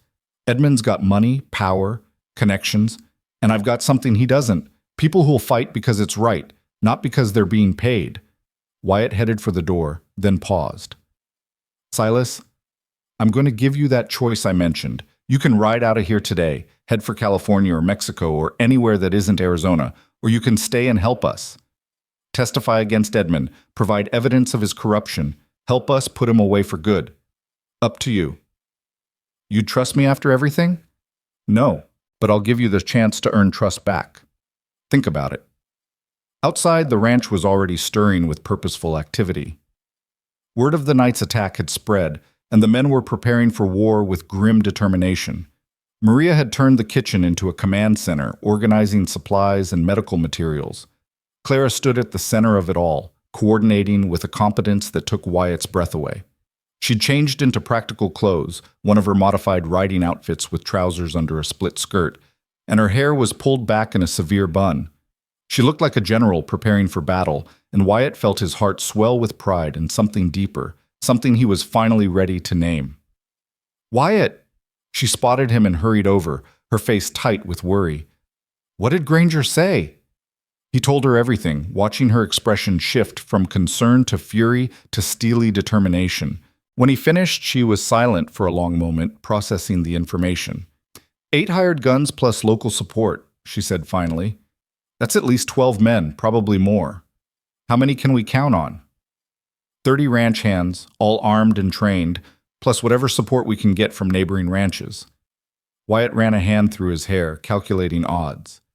If we're lucky, maybe 45 or 50 total. Enough to make Edmund think twice, but not enough to guarantee victory. Then we need to be smarter, not just stronger. Clara moved to the desk where she'd spread out maps of the ranch and surrounding territory. Edmund's men will come from Copper Creek, which means they'll approach from the south or southeast. If we fortify the southern approaches, force them into a bottleneck. They'll just go around, Carlos interrupted, joining the discussion. Edmund's not stupid. He'll scout the defenses and find the weak point. Then we give him a weak point, Clara said, her eyes gleaming with dangerous intelligence. We make it look like the Western approach is undermanned, vulnerable. When his forces commit to that route, we spring a trap, catch them in crossfire between the Western buildings and the ridge. Wyatt studied the map, seeing the potential in her strategy. It could work, but it requires perfect timing and discipline. If the men break position too early or too late, then we drill them until they get it right. Clara's voice was firm, brooking no argument. Edmund thinks he's fighting a rancher and a scared woman. Let's show him he's fighting a coordinated defense with tactical planning. Let's make him regret ever coming to Arizona. Over the next 2 days, Hale Ridge transformed into a fortress. Neighboring ranchers arrived with their hands, bringing the total defenders to nearly 60. Wyatt was touched by the support, old friends and friendly rivals alike, all willing to stand against Edmund Cartwright's hired army. Among the arrivals was Catherine Monroe from Silverton, bringing not just moral support, but something far more valuable, legal documents. Judge Harrison sent these, she said, handing Wyatt a thick envelope. He reviewed the evidence Clara compiled, and he's issued an injunction against Edmund's claims on her inheritance. Says the fraud is clear enough to warrant immediate intervention. He's also issued a warrant for Edmund's arrest on charges of corruption and witness tampering. Claire's hand flew to her mouth. It means you're free, Wyatt said, his voice rough with emotion. Legally, Edmund has no claim on you or your money. The guardianship is dissolved, the debt is invalidated, all of it. But we still have to serve him the warrant, Catherine added. And given that he's currently assembling a private army to attack this ranch, that might prove challenging. Let him come, Clara said, her voice hard as steel. Let him ride in here thinking he's going to take me by force, and we'll serve him the warrant at gunpoint. Show him that the law he tried to corrupt is exactly what's going to destroy him. That night, as the defenders prepared for the assault everyone knew was coming, Wyatt found Clara on the porch where this had all started, staring out at the desert stars. Can't sleep? He asked, settling beside her. Too much adrenaline. Too much fear mixed with hope, mixed with fury. She glanced at him, and in the moonlight her face was beautiful and fierce. Tomorrow changes everything, doesn't it? One way or another. Yes. If we win, when we win, Edmund goes to prison, I get my inheritance back, and I'm finally free to make my own choices. She turned to face him fully. I've been thinking about what I want those choices to be. Wyatt's heart hammered against his ribs. Have you? I want to stay here, at Hale Ridge. Not as an employee or someone under your protection, but as...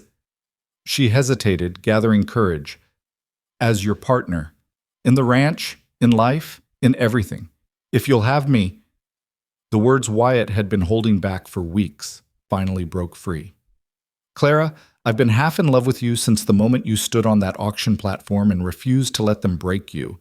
And I've been completely in love with you since you looked at these maps and started planning military strategy like you were born to it. So yes, I'll have you. As my partner, my equal, my... He didn't get to finish because Clara kissed him, fierce and desperate and full of promise. Wyatt wrapped his arms around her, pulling her close, tasting hope and future, and everything he'd thought he'd lost when Rose died. This kiss was different from anything he'd imagined. Not gentle or tentative, but claiming. A declaration of intent and desire and absolute certainty. When they finally broke apart, both breathing hard, Clara's smile could have lit the darkness. Good, she said, because I'm not going anywhere. This is my home now. You're my home. And I'll fight Edmund Cartwright and anyone else who tries to take that away. We'll fight him together, Wyatt corrected, pressing his forehead to hers. No more you or me. Just us. Just us, Clara agreed and kissed him again. They stood there wrapped in each other until Carlos's voice drifted up from the yard. Hate to interrupt whatever's happening up there, boss, but we've got riders approaching from the south. Looks like Edmund's making his move. Wyatt and Clara broke apart, instantly shifting from lovers to warriors. They grabbed their rifles and headed down to join the defenders, their hands brushing as they moved, drawing strength from the touch. The attack came just before dawn, exactly as Granger had predicted. Edmund's forces approached from multiple directions, but the heaviest concentration came from the west, falling perfectly into the trap Clara had designed. The first shots rang out as the sun broke the horizon, and Hale Ridge erupted into controlled chaos. Wyatt's defenders held their positions with discipline, firing from covered positions while Edmund's hired guns found themselves caught in the open. The crossfire was devastating, and within minutes 3 of the attackers were down, 2 more wounded. "Fall back!" Edmund's voice carried across the battlefield, tinged with panic. "Regroup!" But there was nowhere to regroup. Carlos had positioned sharpshooters on the ridge, and they picked off anyone who tried to retreat. The assault that was supposed to overwhelm Hale Ridge's defenses had turned into a slaughter. Then Edmund did something desperate and stupid. He spurred his horse forward, directly toward the ranch house, a pistol in each hand and murder in his eyes. "Clara!" he screamed. "Clara, you're mine! You've always been mine!" Wyatt stepped out from cover, his rifle aimed at Edmund's chest. "It's over, Cartwright. Your men are beaten, your legal claims are dissolved, and you're under arrest for corruption and attempted murder. Surrender now." Edmund pulled his horse to a sliding stop, his face twisted with rage and disbelief. "You can't arrest me. I'm Edmund Cartwright. I own half of San Francisco. I have senators in my pocket. You're nothing but a desert rancher with delusions of—" The shot came from the porch, and Edmund's hat flew off his head, the bullet passing so close it must have singed his hair. Clara stood there, rifle smoking, her aim as steady as stone. "The next one goes through your skull," she said calmly. "Drop your weapons and dismount, Edmund. It's over." For a moment, Wyatt thought Edmund might actually try to fight, might choose death over defeat. But survival instinct won out. He dropped his pistols and climbed down from his horse, his hands raised, his face pale with shock. "You shot at me," he said, stunned. "You actually shot at me. I promised myself that if I ever saw you again, I'd make sure you understood I'm not property to be owned." Clara descended the porch steps, her rifle never wavering. "I'm not your fiancée, not your debt payment, not your possession. I'm a free woman, and if you ever come near me again, I'll put a bullet in you just as easily as I'd kill a rabid dog." Sheriff Maddox and his deputies arrived an hour later, clearly hoping to find Wyatt defeated and Edmund victorious. Instead, they found Edmund in chains, 8 wounded or captured hired guns, and Judge Harrison's warrant waiting to be served. "Sheriff," Catherine Monroe said pleasantly, stepping forward with legal documents in hand, "you're also under arrest for corruption and conspiracy. These affidavits detail every bribe you took from Mr. Cartwright, every illegal action you authorized on his behalf. You're done." Maddox's face went through several colors before settling on a sickly gray. "We can prove everything," Clara said, producing her father's ledgers. Names, dates, amounts. Edmund kept meticulous records of everyone he corrupted. It's all here in black and white. The territorial marshal arrived by noon, along with a federal prosecutor who'd been investigating Edmund's activities for months. Turned out Wyatt's telegraph to Sacramento had reached the right people who'd been building a case against Edmund Cartwright but lacked the evidence to move forward. Until now. "Miss Rowe," the prosecutor said, reviewing the documents with barely concealed excitement. "These records are extraordinary. With your testimony and these ledgers, we can bring charges not just in Arizona but in California. Every corrupt official, every falsified document, every illegal transaction, it's all here." "Then use it," Clara said firmly. "Use it to make sure Edmund never has power over anyone again." As they loaded Edmund into a prison wagon, he looked back at Clara one last time. The arrogance was gone, replaced by something like bewilderment. "I gave you everything," he said. "Security, status, a future. Why wasn't it enough?" "Because you never gave me the only thing that mattered," Clara replied. "Choice. Freedom. The right to say no." She moved to stand beside Wyatt, taking his hand in hers. "This man gave me all of that without expecting anything in return. That's the difference between you and him, Edmund. That's why you lost." They took him away, and with him went Sheriff Maddox and 3 of his deputies. The remaining hired guns who'd survived the assault were rounded up and arrested. By sunset, it was over.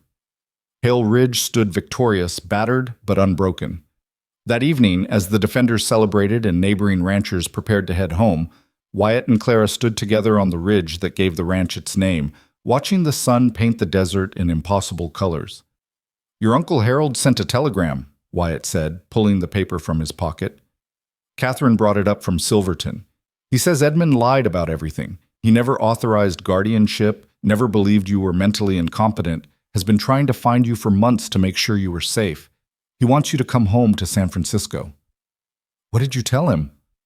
"I haven't responded yet. Wanted to talk to you first." Wyatt turned to face her, his heart in his throat. "Is that what you want? To go back to San Francisco, reclaim your father's business, live the life you were meant to have before Edmund ruined it?"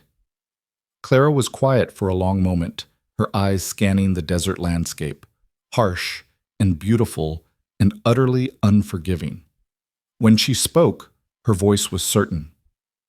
"I spent 23 years in San Francisco being who my father wanted me to be, who society expected me to be. Proper, educated, refined. And I was miserable. Then I came here to this impossible desert, and I wore trousers and shot rifles and balanced ranch accounts, and fell in love with a stubborn cowboy who punched my tormentor in the face."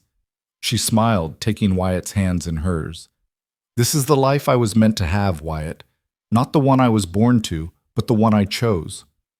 So no, I'm not going back to San Francisco except maybe to settle my father's affairs and liquidate his business.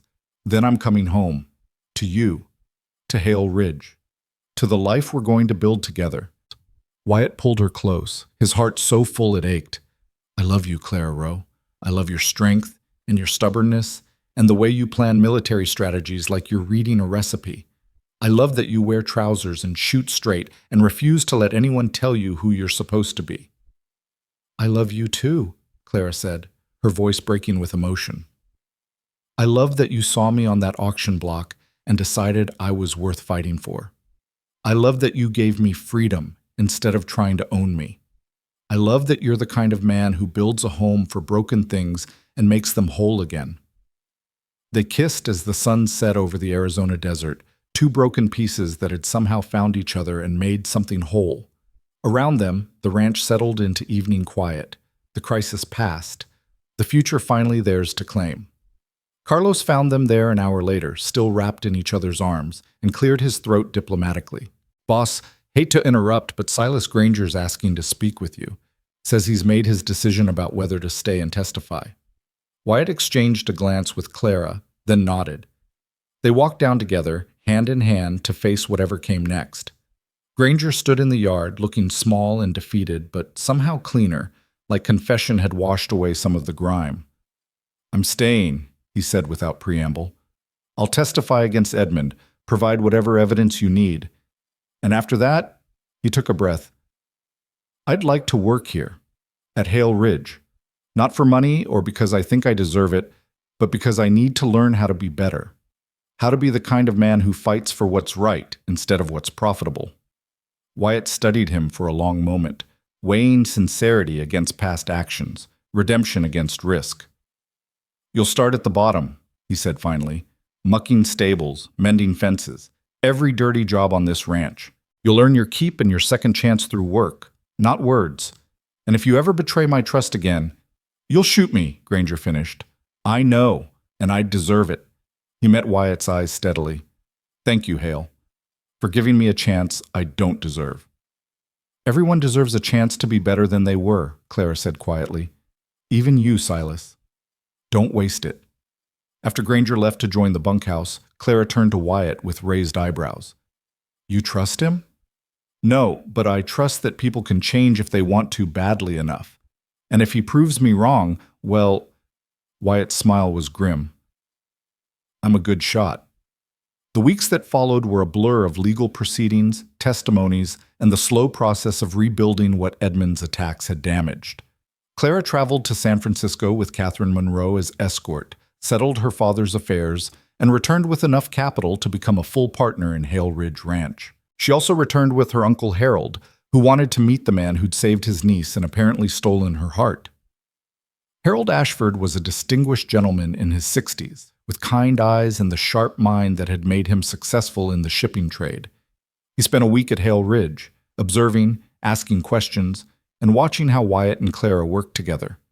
On his last evening, he found Wyatt on the porch and settled beside him with 2 glasses of whiskey. "You love her," Harold said. It wasn't a question. "With everything I am," Wyatt confirmed, "and you'll treat her as an equal, not try to control or diminish her?" "I'd sooner cut off my own arm than try to cage Clara's spirit." Harold nodded, satisfied. "Then you have my blessing. Not that Clara needs it. She's made it clear she'll marry you whether I approve or not. But for what it's worth, I'm grateful she found you. Grateful someone saw her value and fought for her freedom. I didn't give her freedom, Wyatt said quietly. She already had it. I just helped her defend it. That, Harold said, raising his glass, is exactly why you deserve her. The wedding took place 3 months later, on the ridge at sunset, with the whole territory invited to witness. Clara wore trousers under her wedding dress, a compromise between tradition and her stubborn independence that made Wyatt laugh with delight when he saw her. Judge Harrison officiated, and when he pronounced them husband and wife, the cheer that went up could probably be heard in Copper Creek. Edmund Cartwright, sitting in a San Francisco prison awaiting trial, heard about it eventually. They said he raged for hours, destroying his cell in impotent fury, but his rage meant nothing anymore. He was a broken man. His empire collapsed, his power dissolved, his crimes exposed for all to see. And Clara, the woman he'd thought he owned, was free and happy and building a life that was entirely her own choice. Justice, Wyatt thought as he kissed his new wife under the Arizona stars, could be surprisingly sweet. The first year of marriage transformed Hale Ridge in ways neither Wyatt nor Clara could have anticipated. With Clara's inheritance and business acumen combined with Wyatt's ranching expertise, the operation expanded from a successful cattle ranch into something more, a model of what the West could become when ambition met with principle. Clara's first major decision as co-owner was to establish a lending program for small ranchers and farmers who couldn't access traditional banking. She'd seen too many good people destroyed by predatory lenders like Edmund, and she was determined to offer an alternative. Wyatt supported the idea completely, even when some of the neighboring ranchers thought it was financial suicide. "You're taking risks on people with nothing but dreams and determination," Jacob Morrison from the adjacent property said one afternoon, watching Clara review loan applications at the dining table. "Half of them will fail, and you'll lose your investment." "Maybe," Clara said without looking up from the paperwork, "but the half that succeed will transform this territory. They'll build businesses, raise families, create opportunities. That's worth the risk of loss." Morrison shook his head but smiled despite himself. "You're as stubborn as your husband, Mrs. Hale." "That's why we work," Wyatt said from the doorway, his eyes full of warmth as he watched Clara work. Two stubborn people pointed in the same direction. The lending program proved more successful than even Clara had hoped. Within 6 months, 3 new farms were operational, 2 small ranches had expanded their herds, and a widow in Silverton had opened a seamstress shop that employed 5 women. Word spread, and people started calling Hale Ridge not just a ranch, but a beacon of possibility. But success bred its own challenges. Not everyone was pleased to see a woman wielding financial power, and not everyone appreciated Wyatt's continued employment of men from backgrounds the respectable citizens of Copper Creek preferred to ignore. The trouble came to a head on a sweltering August afternoon when a delegation from Copper Creek arrived at Hale Ridge, led by Mayor Hutchins and 3 prominent businessmen. Wyatt and Clara met them on the porch, presenting a united front. "Mr. and Mrs. Hale," Hutchins began, his tone attempting diplomacy but failing to hide condescension. "We've come to discuss some concerns about your business practices." "What concerns?" Clara asked coolly. "Well, for one, this lending program of yours is undercutting established banks. You're offering terms that aren't sustainable, driving down interest rates across the territory." "You mean we're offering fair terms instead of predatory ones?" Clara interrupted. "And yes, that does make it harder for banks to charge 20% interest on loans to desperate people. That's rather the point." One of the businessmen, a banker named Terrence Webb, stepped forward with obvious irritation. "Mrs. Hale, with all due respect, you don't understand the complexities of territorial finance. These rates exist for a reason." "The reason being greed," Wyatt cut in. "Clara understands finance better than you ever will, Webb. She was managing a trading company's books while you were still foreclosing on widows." Webb's face flushed red. "That's an outrageous accusation." "It's a documented fact. Clara pulled the records. You foreclosed on 17 properties in the last 3 years, 12 of them owned by women or families who'd lost their primary breadwinner. You gave them impossible terms and then took their land when they couldn't pay. Don't talk to us about sustainable business practices when your wealth is built on human suffering." The delegation shifted uncomfortably. Hutchins cleared his throat, trying to regain control of the conversation. There's also the matter of your employment practices. We've received complaints that you're hiring men of, shall we say, questionable character and background. Criminals, foreigners, men who deserve a second chance, Clara said, her voice sharp as a blade. Men who work hard, earn their keep, and contribute to this ranch's success. Or are you suggesting that someone's past should permanently exclude them from honest work? I'm suggesting that Copper Creek has standards, Hutchins replied stiffly. And when a prominent ranch like Hale Ridge flaunts those standards, it sets a poor example. Then perhaps Copper Creek's standards need examination, Wyatt said. Because from where I stand, a town that auctions women for wearing trousers has no moral authority to lecture anyone about proper behavior. The delegation left shortly after, their mission a failure, but their resentment clear. Carlos, who'd been listening from inside the house, emerged once they were gone. That's going to cause problems, boss. Those men have influence, and they don't like being challenged. Let them cause problems, Clara said firmly. We're not changing how we operate just to appease small-minded bullies. Spoken like a true Hale, Carlos grinned. Though I should mention, Silas wanted me to tell you something. He's been in town and there's talk. Some of the business owners are planning to refuse service to anyone associated with Hale Ridge, trying to economically isolate you.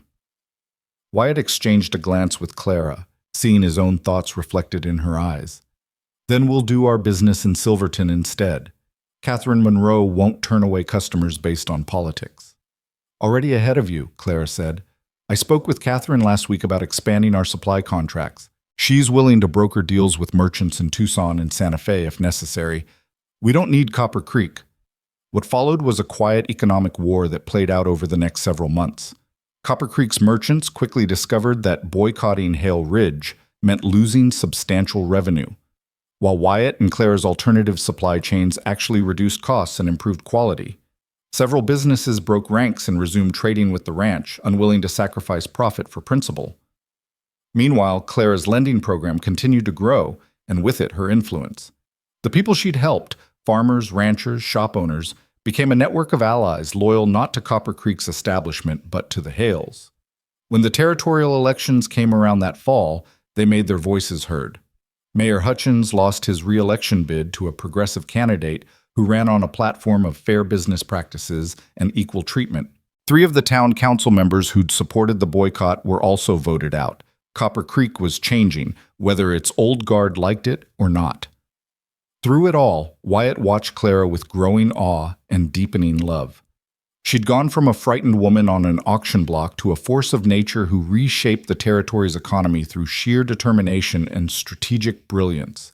She was everything he'd hoped for, and more than he'd dared to dream.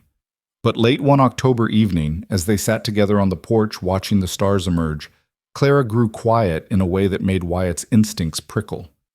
"What's wrong?" he asked, taking her hand. "Nothing's wrong, exactly." She turned to face him, and in the lamplight he could see nervousness mixed with excitement in her expression. "I just have something to tell you, and I'm not sure how you'll react." Wyatt's heart jumped. "Clara, whatever it is, I'm pregnant." The words hung in the air between them, and for a moment Wyatt couldn't breathe, couldn't think, couldn't do anything but stare at his wife's face as the meaning sank in. A child. Their child. A family built not on obligation or expectation, but on love and choice and the future they were creating together. "Wyatt?" Claire's voice was uncertain now. "Say something, please." He pulled her into his arms, holding her so tightly she gasped. "I love you," he said, his voice rough with emotion. "I love you, and I'm terrified, and I'm happier than I've ever been in my entire life. A baby. Our baby." Clara laughed, the sound watery with tears. "I was so nervous telling you. I know we never discussed children, never planned for. Plans change, life changes, that's the beauty of it." Wyatt pulled back just enough to cup her face in his hands. "We're going to be parents, Clara. We're going to raise a child in this desert, teach them to be brave and kind and strong. Teach them that people deserve freedom and respect regardless of what they wear or where they come from. Teach them everything Rose never got to learn. Everything Edmund tried to take from me," Clara added softly. We'll teach them that love is a choice, not an obligation. That strength comes from standing up for what's right, not from controlling others. They sat there holding each other as the night deepened, planning a future that seemed impossibly bright. The news spread through the ranch the next morning, and the celebration was immediate and boisterous. Maria cried and immediately began planning nursery arrangements. Carlos organized an impromptu fiesta that lasted well into the night. Even Silas Granger, now a respected member of the ranch crew after a year of hard work and genuine reformation, offered shy congratulations. "You'll be good parents," he said to Wyatt privately. "You gave me a second chance when I didn't deserve it. That kind of grace. That's what kids need to see in the world." "You earned that second chance, Silas. Every day you've proven you're more than your worst mistakes." Still, Silas looked uncomfortable with the praise. "I just wanted to say thank you, and to let you know that if you ever need anything, protection for Mrs. Hale during the pregnancy, extra hands, whatever, I'm here. You saved my life in more ways than one. Time I started paying that back." The pregnancy progressed smoothly through fall and into winter. Clara refused to slow down, still managing the ranch's finances and lending program even as her belly swelled. Wyatt worried constantly, hovering until Clara threatened to shoot him if he asked one more time if she needed to rest. "I'm pregnant, not invalid," she said one afternoon, exasperated but amused. Women have been doing this since the dawn of time while also hunting, farming, and running households. I can manage paperwork. "I know. Wyatt struggled to articulate the fear that woke him some nights in cold sweat. "I can't lose you, Clara. Not to childbirth, not to anything. You're everything to me." Her expression softened. "You won't lose me. I'm too stubborn to die, remember? It's one of my better qualities." But even Clara had to admit that perhaps she'd overdone things when, in her 7th month, she collapsed while reviewing loan applications. Wyatt found her on the office floor, pale and struggling to breathe, and his world stopped. "Maria!" he bellowed, scooping Clara into his arms. "Get the doctor! Now!" The doctor arrived within an hour, a capable woman named Sarah Chen who'd set up practice in Silverton and had become Clara's physician. Dr. Chen examined Clara thoroughly while Wyatt paced outside, his hands shaking, his mind spiraling through every worst-case scenario. Finally, Dr. Chen emerged, her expression serious but not panicked. "She's fine. The baby's fine. But Clara's been pushing herself too hard. She needs complete bed rest for at least 2 weeks, and after that, significantly reduced activity until the birth." Dr. Chen fixed Wyatt with a stern look. "I'm putting you in charge of enforcing this, Mr. Hale. If I find out she's been working, she won't be," Wyatt said firmly. "I'll tie her to the bed if I have to." "I'd like to see you try," came Clara's voice from inside the room, weak but defiant. Wyatt entered to find her propped up on pillows, looking pale but determined. "Clara, the doctor said—" "I heard what the doctor said, but Wyatt, the lending program applications are backed up. The quarterly accounts need reviewing, and there are 3 new loan proposals that can wait." Wyatt sat on the edge of the bed, taking her hands in his. "Clara, I know you're strong. I know you're capable. But right now, the most important thing, the only important thing, is you and our child being healthy. Everything else is secondary. Please, let me handle the ranch. Let Maria handle the household. Let yourself rest." Clara's eyes filled with tears. "I'm not used to needing help. Not used to being vulnerable." "I know, but needing help doesn't make you weak. It makes you human." He pressed a kiss to her forehead. "Let me take care of you, love. The way you've taken care of this entire territory for the past year." 2 weeks of bed rest, Clara negotiated, and then light duty only, but I'm reviewing the loan proposals from bed because those people are counting on us, and I won't let them down. It was a compromise Wyatt could live with.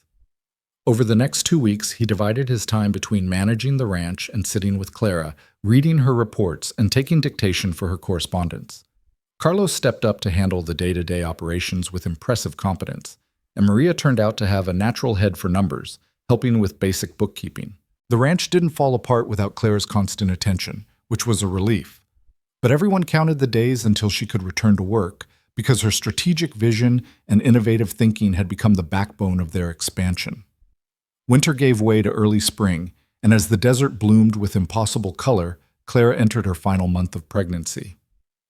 Dr. Chen had taken up semi-permanent residence at Hale Ridge, wanting to be close when labor started. Maria had transformed a guest room into a nursery, complete with a hand-carved cradle Wyatt had made during Clara's mandatory rest period.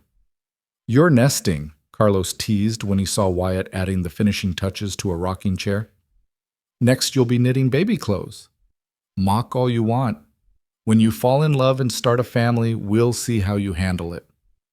If I find someone half as perfect as Mrs. Hale, I'll consider myself lucky."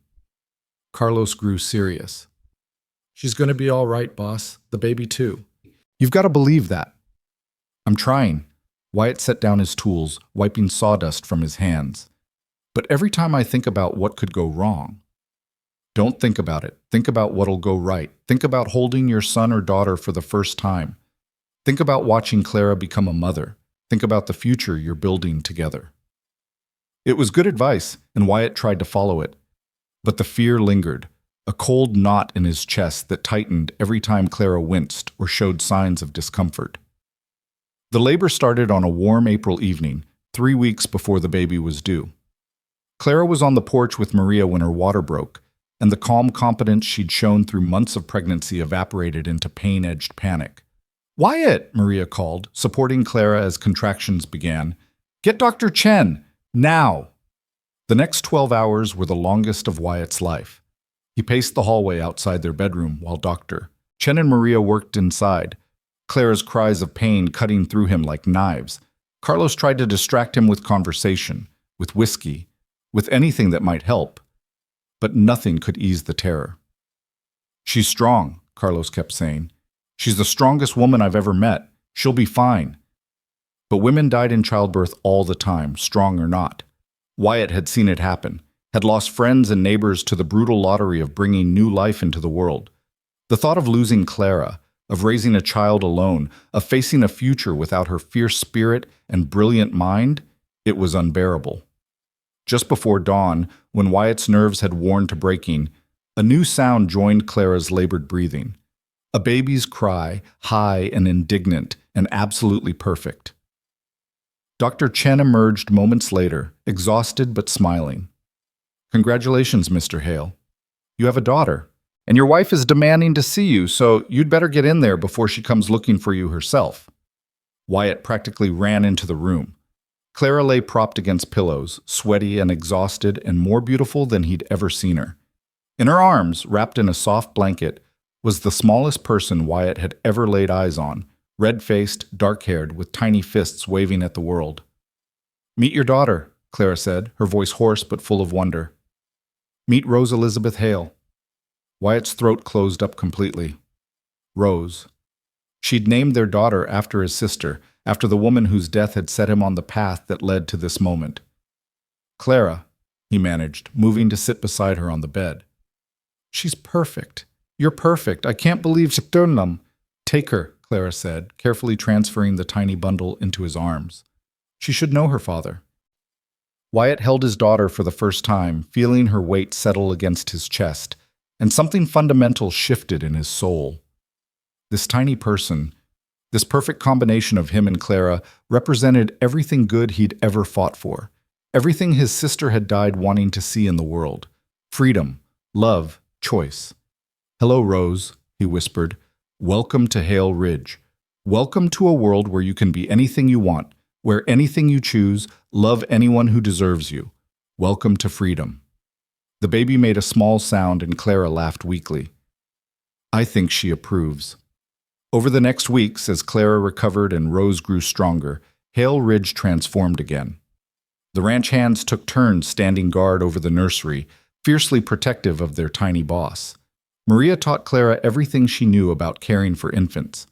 Dr. Chen made regular visits to ensure both mother and child were thriving. And Wyatt discovered that fatherhood was simultaneously the most terrifying and most fulfilling thing he'd ever experienced.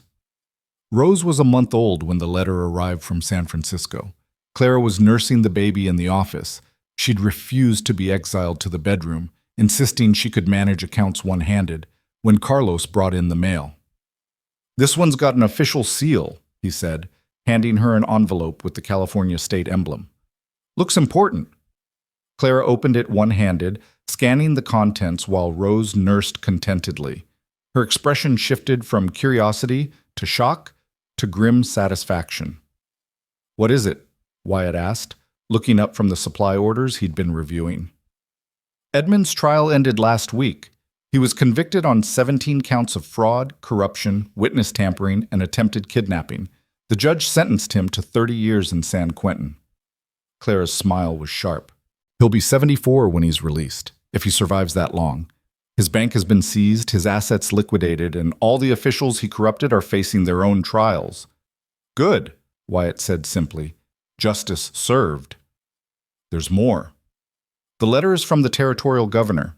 He's formally apologizing for the treatment I received in Copper Creek and announcing new legislation, women's rights to property, protections against predatory lending, regulations on public decency laws."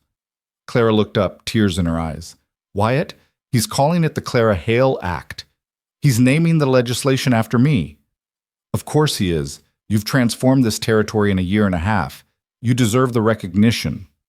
"We transformed it," Clara corrected. "You and me and everyone who stood with us. This isn't my victory. It's ours." That evening, they held a celebration on the ridge where they'd been married. The entire territory seemed to show up. Ranchers and farmers, shop owners and miners, people whose lives had been changed by Hale Ridge's example. Even a delegation from Copper Creek arrived, led by the new mayor and several members of the Reform Town Council. "We owe you an apology," the mayor said to Clara and Wyatt, "for the auction, for the boycott, for every indignity and obstacle we placed in your path. You showed us what this territory could be, and we were too blind to see it. We're seeing it now." "Apology accepted," Clara said graciously, "on the condition that you continue the work. Continue protecting people's rights. Continue offering opportunities. Continue building a place where freedom matters more than conformity. You have my word." As the celebration continued into the night, Wyatt found himself standing slightly apart, watching Clara hold their daughter while discussing economic policy with a group of fascinated listeners. She wore trousers under a practical skirt, her hair pulled back in a simple braid, baby Rose secured in a sling against her chest. She looked nothing like the terrified woman on the auction platform 18 months ago, and everything like the force of nature she'd become. Carlos joined him, following his gaze. "Hard to believe it all started with you punching Edmund Cartwright in the face." "Actually, it started with me bidding $200 I couldn't really afford because I was too angry to think straight. Best impulse decision you ever made." Without question. Wyatt moved to join his wife, slipping an arm around her waist and pressing a kiss to the top of Rose's head. "The best decision, the best fight, the best outcome I could have imagined." Clara leaned into him, and Rose made a contented sound between them. Around them, people laughed and talked and planned the future. Above them, stars blazed in the desert sky. Behind them, Hale Ridge stood solid and prosperous, a beacon of what was possible when courage met opportunity. "What are you thinking about?" Clara asked softly. "The future. Rose growing up here, learning to ride before she can walk, probably wearing trousers and giving everyone heart attacks." Wyatt smiled, teaching her about her Aunt Rose, about fighting for what's right, about choosing love over fear every single time. "She'll be magnificent," Clara said with certainty, "because she has you as a father, and she'll grow up knowing that no one, not society, not tradition, not any man, has the right to tell her who she has to be." "Speaking of which," Wyatt pulled a small box from his pocket. "I had this made for you. Was going to wait for our anniversary, but tonight feels right." Clara opened the box to find a ring, not delicate or traditionally feminine, but strong and beautiful, made of silver worked to look like desert sage wrapping around a single brilliant diamond. "It's perfect," she breathed. "Read the inscription." Clara tilted the ring to catch the firelight, reading the words engraved inside. "She can wear whatever she wants with me." "Wyatt," she said, tears streaming down her face. "That's what you said. In Copper Creek.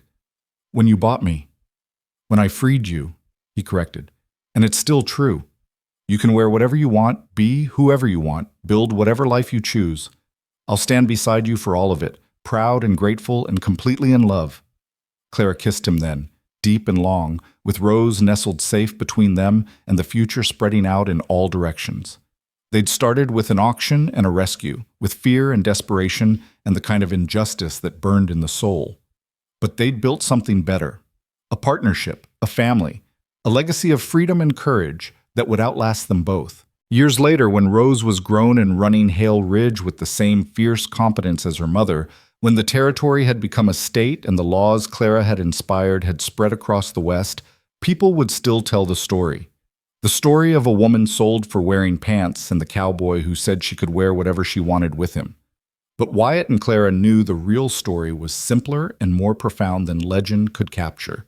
It was about two broken people who'd found each other in the desert heat and decided that love built on freedom was worth any fight, any risk, any cost. And standing there on the ridge with his wife and daughter, with the life they'd built spread around them in celebration and promise, Wyatt knew with absolute certainty that every moment, every battle fought, every fear conquered, every chance taken had been worth it. They were free. They were together. They were home. And that was everything that mattered.